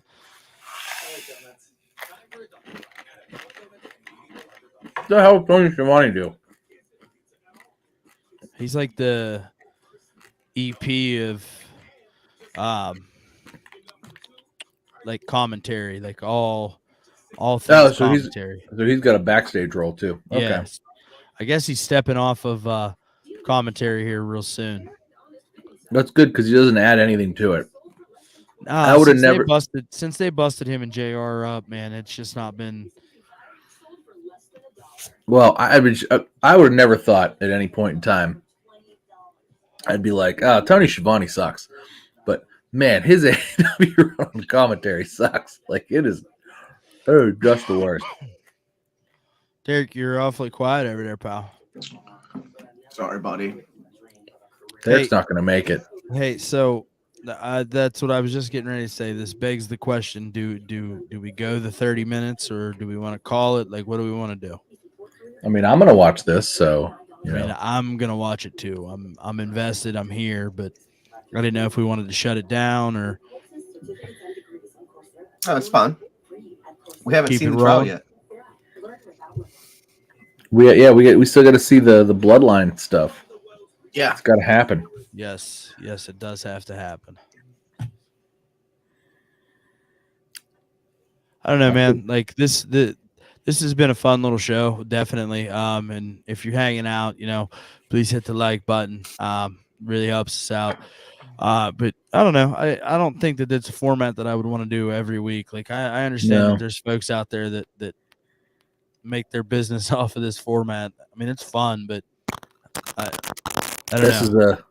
This is a hell of a thing here. Although I both like and don't like that WWE throws every clips of it, like every segment up on Twitter. It's like, oh, I can watch it even if I'm not watching it, but at the same time, it's just like that's my whole Twitter feed then for any point in time, and then the following morning, and I'm like, if it's the following morning, it's like I've already seen all of this. I really don't want to see it again in 30-second clips. And like I don't mind it whenever like I miss Raw or like I don't get a chance to go back and like watch Raw. Like you get into you find that little stream, you can see all the important things that happen. But I agree, coming out of watching Raw on Monday and then hitting your Twitter feed, it's a little overwhelming. I will say I think the hair looks terrible on WWE 2K23, but the character models look tremendous. Hey, how are you going to get Derek started on hair? Here he goes. The 2K23, you've seen the commercial for 2K23? You'd be even stronger than John Cena. To me, it looks like the character models look phenomenal, but the hair looks terrible. The hair looks horrible. And they've already shown it through shit. Mm-hmm. In the commercial. Yeah, I know. This is in the commercial, and it's clipping. Like, why are we seeing They don't even care. They don't even care anymore that the hair. Like, it's going to happen, so just fuck it. Bro, Derek is like obsessed over the hair that clips in these video games. It does. Like obsessed with it. Like that is always the number one thing that you complain about when it comes to wrestling graphics is the hair clipping. Dude, just play a character without long hair. If I'm doing a 4 versus 4 tag team match, I got to do an unrealistic thing like running and punching all 3 of the other person's tag team partners off the side of the ring before I can pin them. Otherwise, they'll jump in and break it up every time. There's zero chances that my AI people are smart enough to not, to run in there and hit them back. It's stupid. The other day, I walked down the ladder. Like, I'm just walking as I'm going down the ladder. Bro, you in cracked the Money me in the up. Bank match. Like, Hey, that's good. This is the number one wrestling video game gamer in the fucking world right here. Talking about detailed fucking problems in video games. Somebody give this man a call, get him a job. I'm just saying 2010, 2011 was much better. Even 2013 was really good. 2013 was a great year. Hey man, you put over 2K22. Yeah. Said it was the best Yeah. wrestling game ever created. I mean, it's very pretty. Very, very pretty. I see lots of dumb shit. It makes me angry. It is funny to go from the regular Xbox One version to the Series X version. It is noticeable only whenever they do little cutscenes. Yeah. As far as straight up graphics, it's not that great, but of difference. Wild, bro. Wild. Like, fucking. Derek, did you see Derek's post on Facebook the other day? Like, this is the most graphics oriented motherfucker when it comes to video games I've ever met in my entire life. Like, I didn't notice anything wrong with your little picture, pal. Buddy, it was huge. It was huge. He like a whole section didn't load. I saw it. No, I did see that. There's like a whole like area of because I didn't. He posted it and he messaged us about it or messaged me. Like part of the text, like the texture didn't load. So there's like a big missing texture. It's more of a that's a graphics like that's a graphics issue. That's not a like how do I fix That's not a hauler issue. That's a computer issue. Yeah, it's like you have to. The only way to fix that is to like upgrade your graphics card, maybe get some more RAM. Yeah, or just buy a new rig. Yeah, or just buy a whole new rig for from Best Buy. Just buy it. Although that's pretty. I buy power. I guess is pretty good. It's pre-built stuff. So it depends on who puts it together. Somebody might put it together good, or somebody might put it together real bad, and you might have a hell of a time. So you can determine that when roll the dice. Just roll the dice. But like, more power to you. I hope this person is in a really good mood that day. You could have gone on Facebook Marketplace and hired somebody to probably build you a better computer than you bought for the same price. No, it's not so much anymore because the pre-built places, especially like I buy power, like they'll get the retail shipments from like Nvidia and wherever else, like the graphics cards. Whereas finding it out, live, well, it's pretty easy. It's easier now. There was a point in time where it was. Why are there only 7 women featured in the Royal Rumble? It's a 10-person Royal Rumble battle royal. Are they going to do that thing where the women's rumble only has like 20 or 25? Because there's been Royal Rumbles that haven't had 30 guys in it. I mean, I don't know, bro. Like, the women's Royal Rumble is not looking great. Like, I think it all depends on who wins. And for the women's rumble, they love to bring back fucking Lita and Trish. Well, yeah, I mean, because that's like 90% of their like go-to, but like, I mean, we've not got fucking like Bailey, like she's in a match. Like, yeah, there's nobody notable in the fucking Rumble, bro. Shayna Baszler's the biggest name in the fucking Rumble, bro. I would love to see Shayna win the Rumble. If I'm being honest. Fantastic. I'm being honest, like have her enter at like number like what's one of the earlier numbers that's generally pretty good, like 12 or 13? Yeah. Yeah.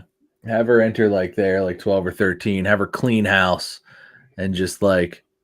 I feel like Austin Theory's about to hit us with the Ricky Starks.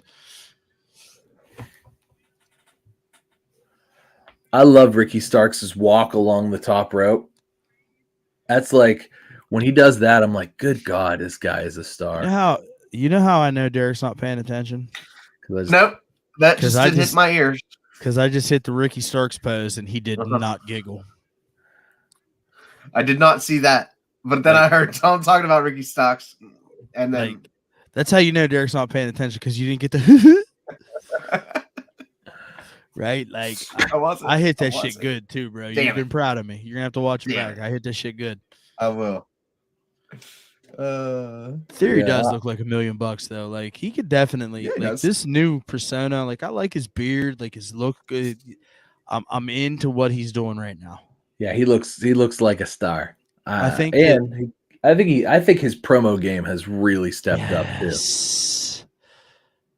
Even though his cadence is kind of like Triple H, but it I mean, absolutely has Hey, gotten Triple H exponentially was a better. star. yeah, Triple H was a star. He was Right, a hey, no 14 arguments. time No 14 arguments time from me, heavyweight pal. champion. He was like And I thoroughly enjoyed know who that everything is, about right? Triple Yeah. H's career. Yeah. I think I enjoyed all but like maybe 2 or 3 of those WWE title runs. Although he did have that with the gold belt with the blue world, he held that one. I think he held that one 10 times. Like that was the one that it seemed like every other week he was hot potato in it, either with the Oh Rock yeah, or with the big eagle. yeah, the Big Eagle. Yeah, he was hot potato in that one. Like I gotta get a big eagle. I don't have a big eagle. I gotta get it. it's like synonymous to me with Triple H because that's the one that I remember him carrying. I got the time. undisputed. I got the Eddie Guerrero Brock Lesnar right here. Like this is like probably one of my favorite that I own. The United States Championship's fucking gorgeous. The new one, Like, yeah, is just. I mean, it really is the prettiest belt that they have, and it's not really that close. No, not at all. I mean, even like having it like as a replica, it's fucking phenomenal piece of work. But I gotta get a big eagle. It's such a fucking like that's the belt that like really kind of defined our era, I right? say Like, that's the belt of our childhood there. well, of our like main prime wrestle Of our fandom. teens, Like I remember yeah. the Winged Eagle being like my belt, right? Like I love the Winged Eagle so much. My mom made me a cardboard one, and she's like sewed black fabric in the shape and did puff paints and all kinds of shit so I could have That's a Winged cool. Eagle. That's Like cool. That's awesome. that's how much I love the Winged Eagle. It's like shitty little hand drawn eagle with puff paints, and like she did the sidebars. I'll never fucking forget it, bro. You still have it, or you know where it is? Nah, Or? man, I don't have it. I wish I still did, bro. Like, Yeah, she probably tossed it out. She's like, all right, this yeah, piece of junk. guaranteed. Yeah, she tossed it out decades ago. But I will never ever forget that. It had the little fucking jewels on it with the different shapes. She did like down the sides. It's the side plates. Like, thing was fucking pristine, bro. I'll never fucking forget it. Derek's leaving in his underpants. Yeah, he's gotta go smoke a cig, a little smingy cig.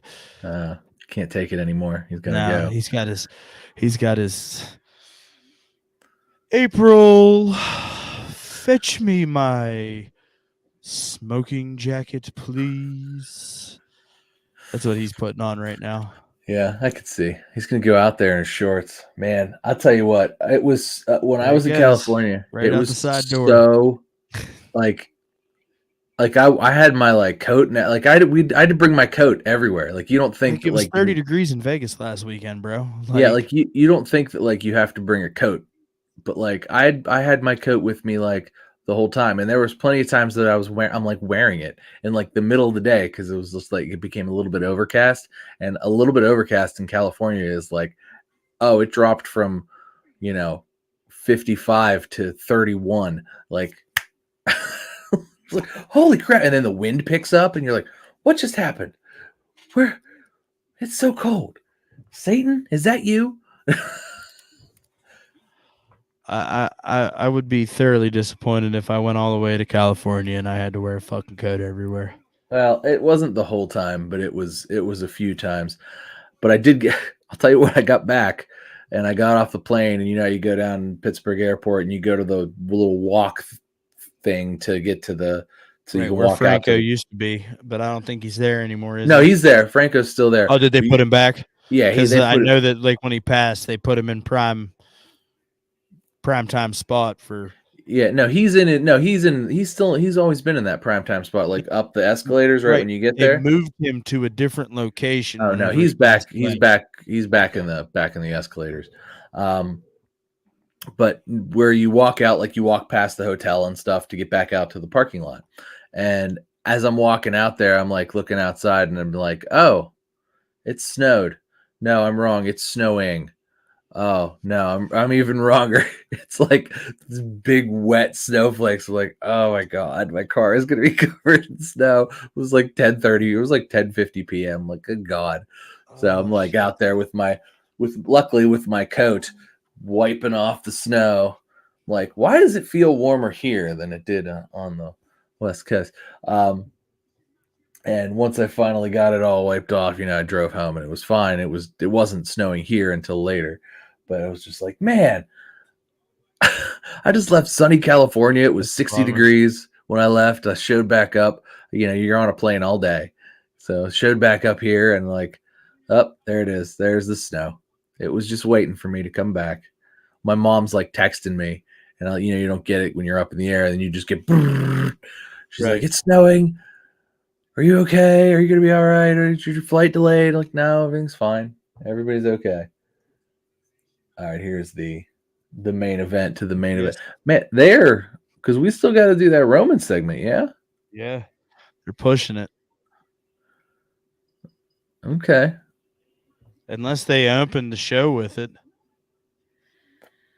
Yeah, I mean, I didn't see the open of the show, I didn't see the opening of the show either. But I would imagine that Roman maybe leaves, so maybe that's already done. Maybe this is the main event. I mean, this would be the time if you're going to give them the intros and stuff. You got to give them 10 minutes to go, right? Although I'm sure this is about to be a shit show because it's no DQ.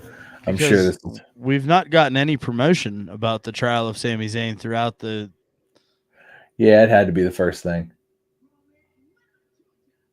A-Town down. Dude, I fucking rushed, assuming that they would give 15 minutes to this trial and that this match would already be over. So I just Googled it. They dedicated nearly 30 minutes of the show to the trial of Sami Zayn with the bloodline, and it was worth every second. Oh, it was?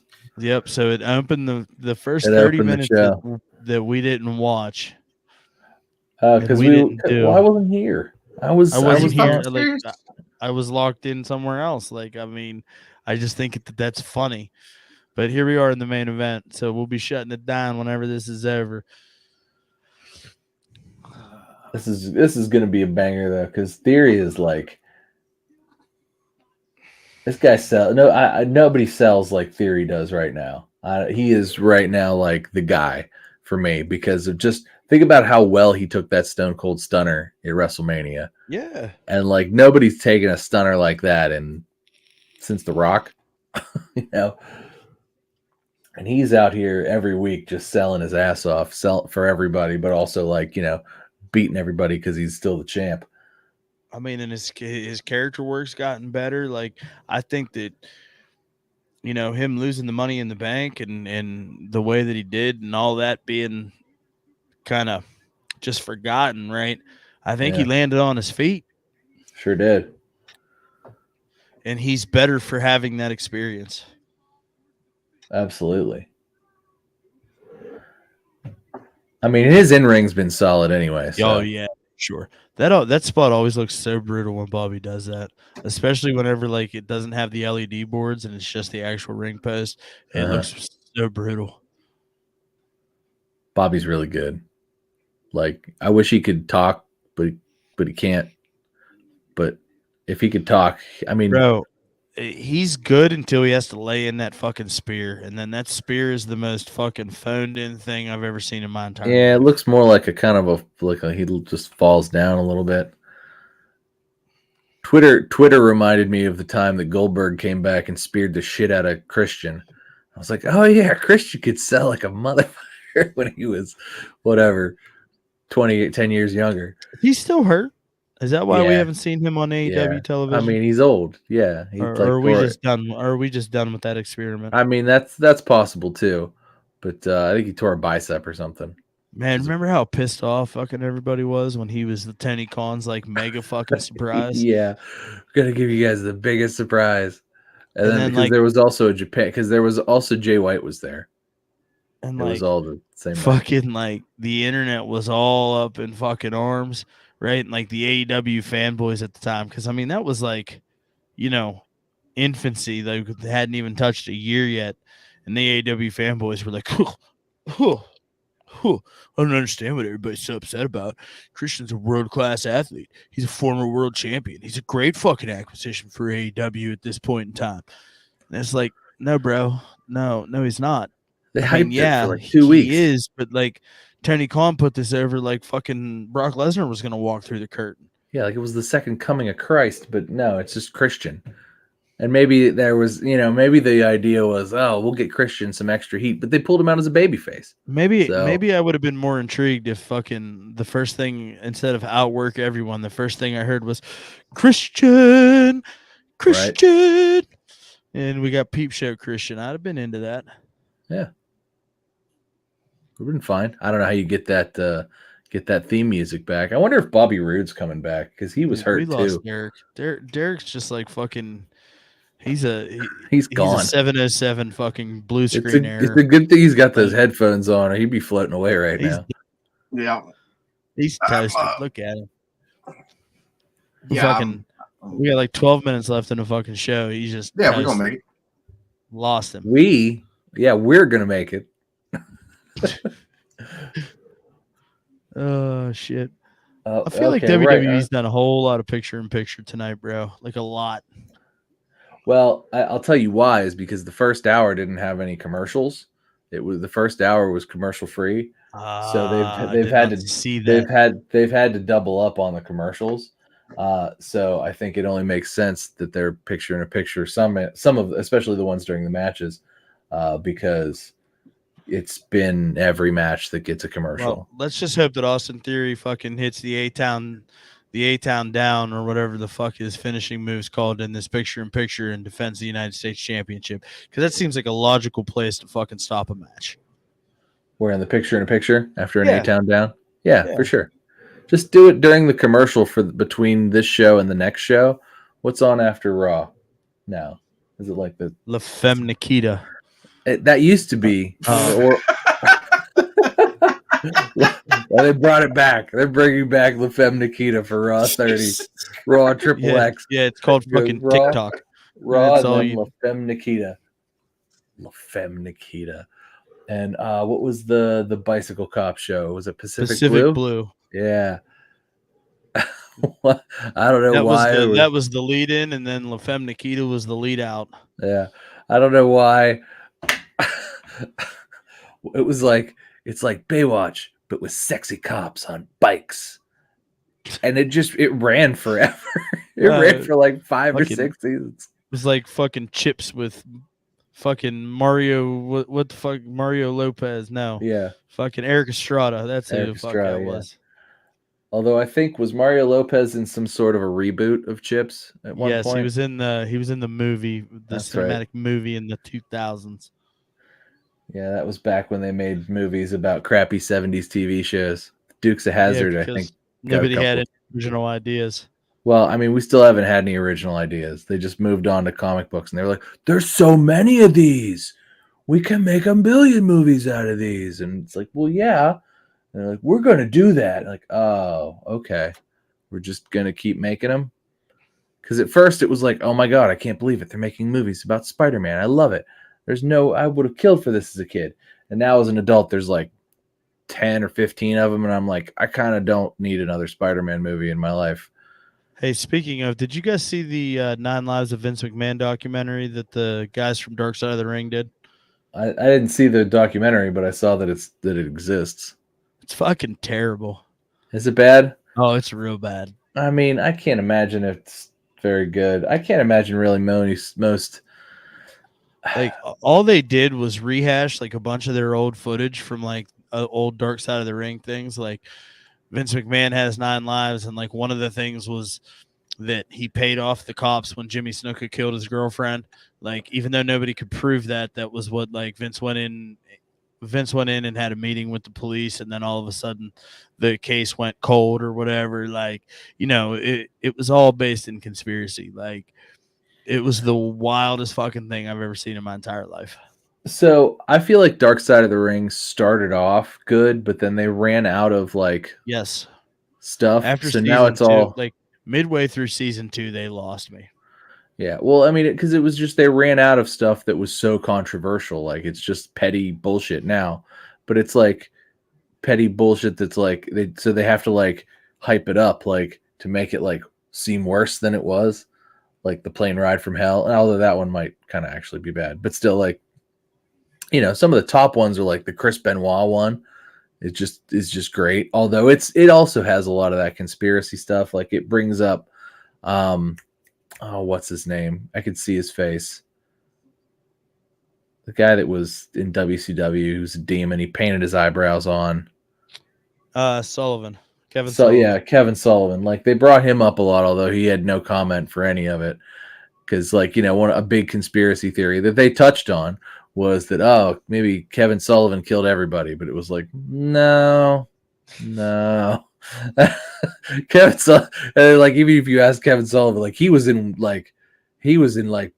Wisconsin, or he was like he was somewhere so far away and like so far removed from all of it. Because remember, I mean, it had been decades since that had been a thing. So like everybody had moved on with their lives.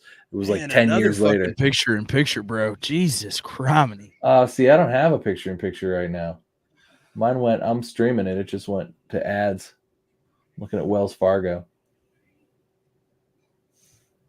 Cable apparently likes you more. Nah, I mean I'm streaming on Hulu right now, bro. Oh, see, you can stream it live on Hulu. I just pull it up on the USA app. Yeah, I have the new Hulu Live thing. I upgraded. I may do that if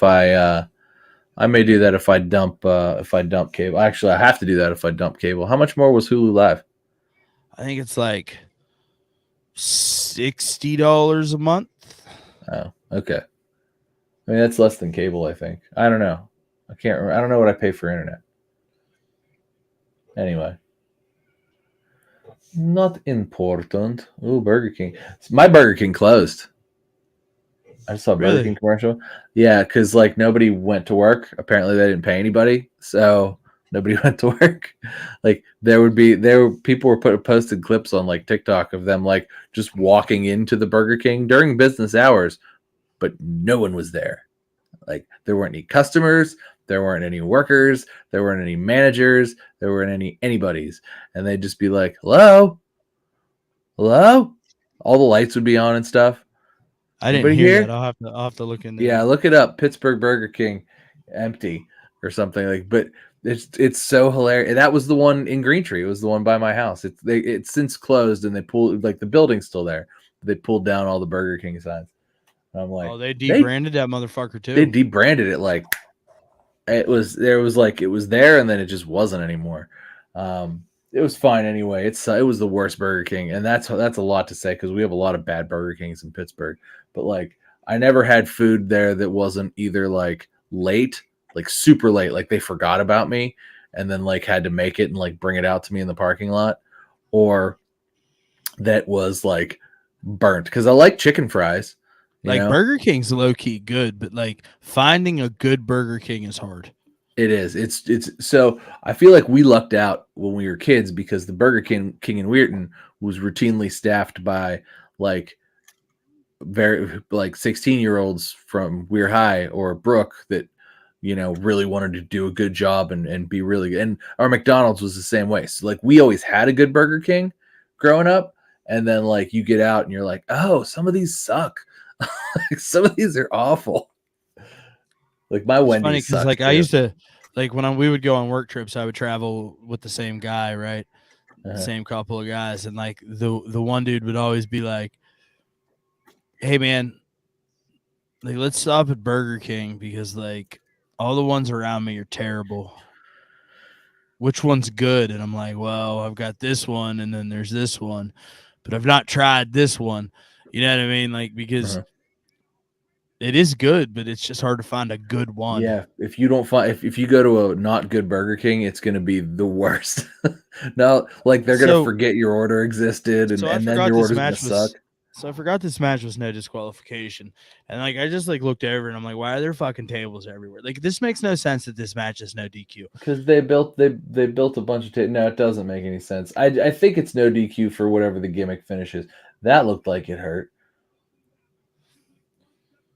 Yeah, for whatever the finish is, that's why somebody's going to come out and blast Bobby Lashley in the head or something, or Theory's going to hit him with a chair or something. Well, I'll tell you who it's not going to be. It's not going to be the Dudleys because Devon is gone. Testify.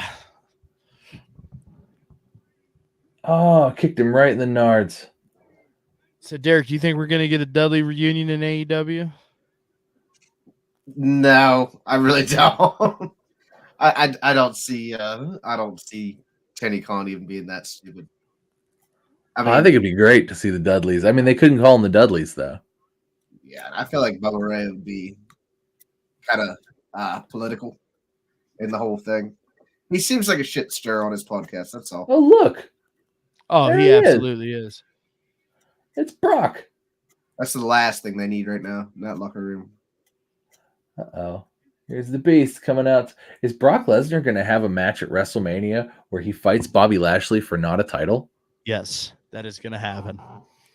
I don't know that I believe that Brock's going to wrestle somebody for not a title. Like, doesn't Brock only wrestle in title matches? Listen, I'm into the fact that he's not going to be wrestling for a title. And I hope that they put on a better match than they did at the last time they fucking faced each other. Yeah, that was disappointing. I mean, it was in Saudi Arabia, though, but they clearly just went, they were just there for the paycheck. Because it went, what, 3 minutes? Oh, everybody's getting it now. It was god awful. I don't know if I like this finish. I do like Brock's beard. It's good to see Brock. But is Brock Lesnar back? Or is he just out here for a payday so he could smash somebody? Oh, that's what's on next. Barmageddon. We talk about how bad it's the season finale. I saw that why, earlier. why is Blake Shelton? Why has he made it onto every evening TV show? It's because he's a fucking megastar right now, pal. But why? Why is he a megastar? He just is. He looks like he looks like everybody's like old dad. So that's how the show ended, bro. Like I don't. Right, I said I'm not that into that finish where he just chucked it. He F5'd everybody, and that was that. So let's just talk about this real quick. I don't know. You guys want to do a match of the week, or like what do we want to do here? Can we pick it from the show we just watched? Maybe we should do that. Okay, sure. We'll do match of the show then. But like I don't know that was like the ending that we deserved, right? Like, well, I like I said earlier, I feel like these are always sort of just like gimmicky, like almost like fan fiction type shows, right? It's almost like it doesn't really count. It's because they're just trying to get as many people out as they can to do whatever gimmicky thing that they can. But go ahead and roll the match of the week thing, and then we can say what we want, what we liked about what we liked.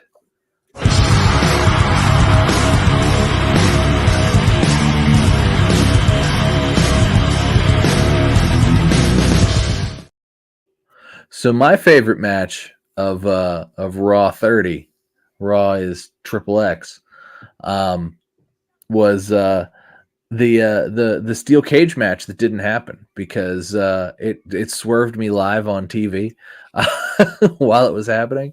I'm like, we were about it pretty we were good. bitching about it, and then they swerved us, and we were like, oh, I didn't expect to be swerved, but I'm happy I am. So that's the match of the week because it was that's nothing else we live reacted to, like, oh, I don't want this, and then we didn't get it and we were like, oh, or like something like that. Like I would say that the Austin Theory versus that was going well until the finish was, and then why it was no disqualification. Obviously now we know why it was no disqualification. So it sort of was a red herring going in. Definitely an interesting call there. Derek, what was your match from Raw 30, bub? I'm gonna go Bloodline versus Dominic Mysterio and his mommy. It's pretty good overall. That was a good one too. It really was. It was fun.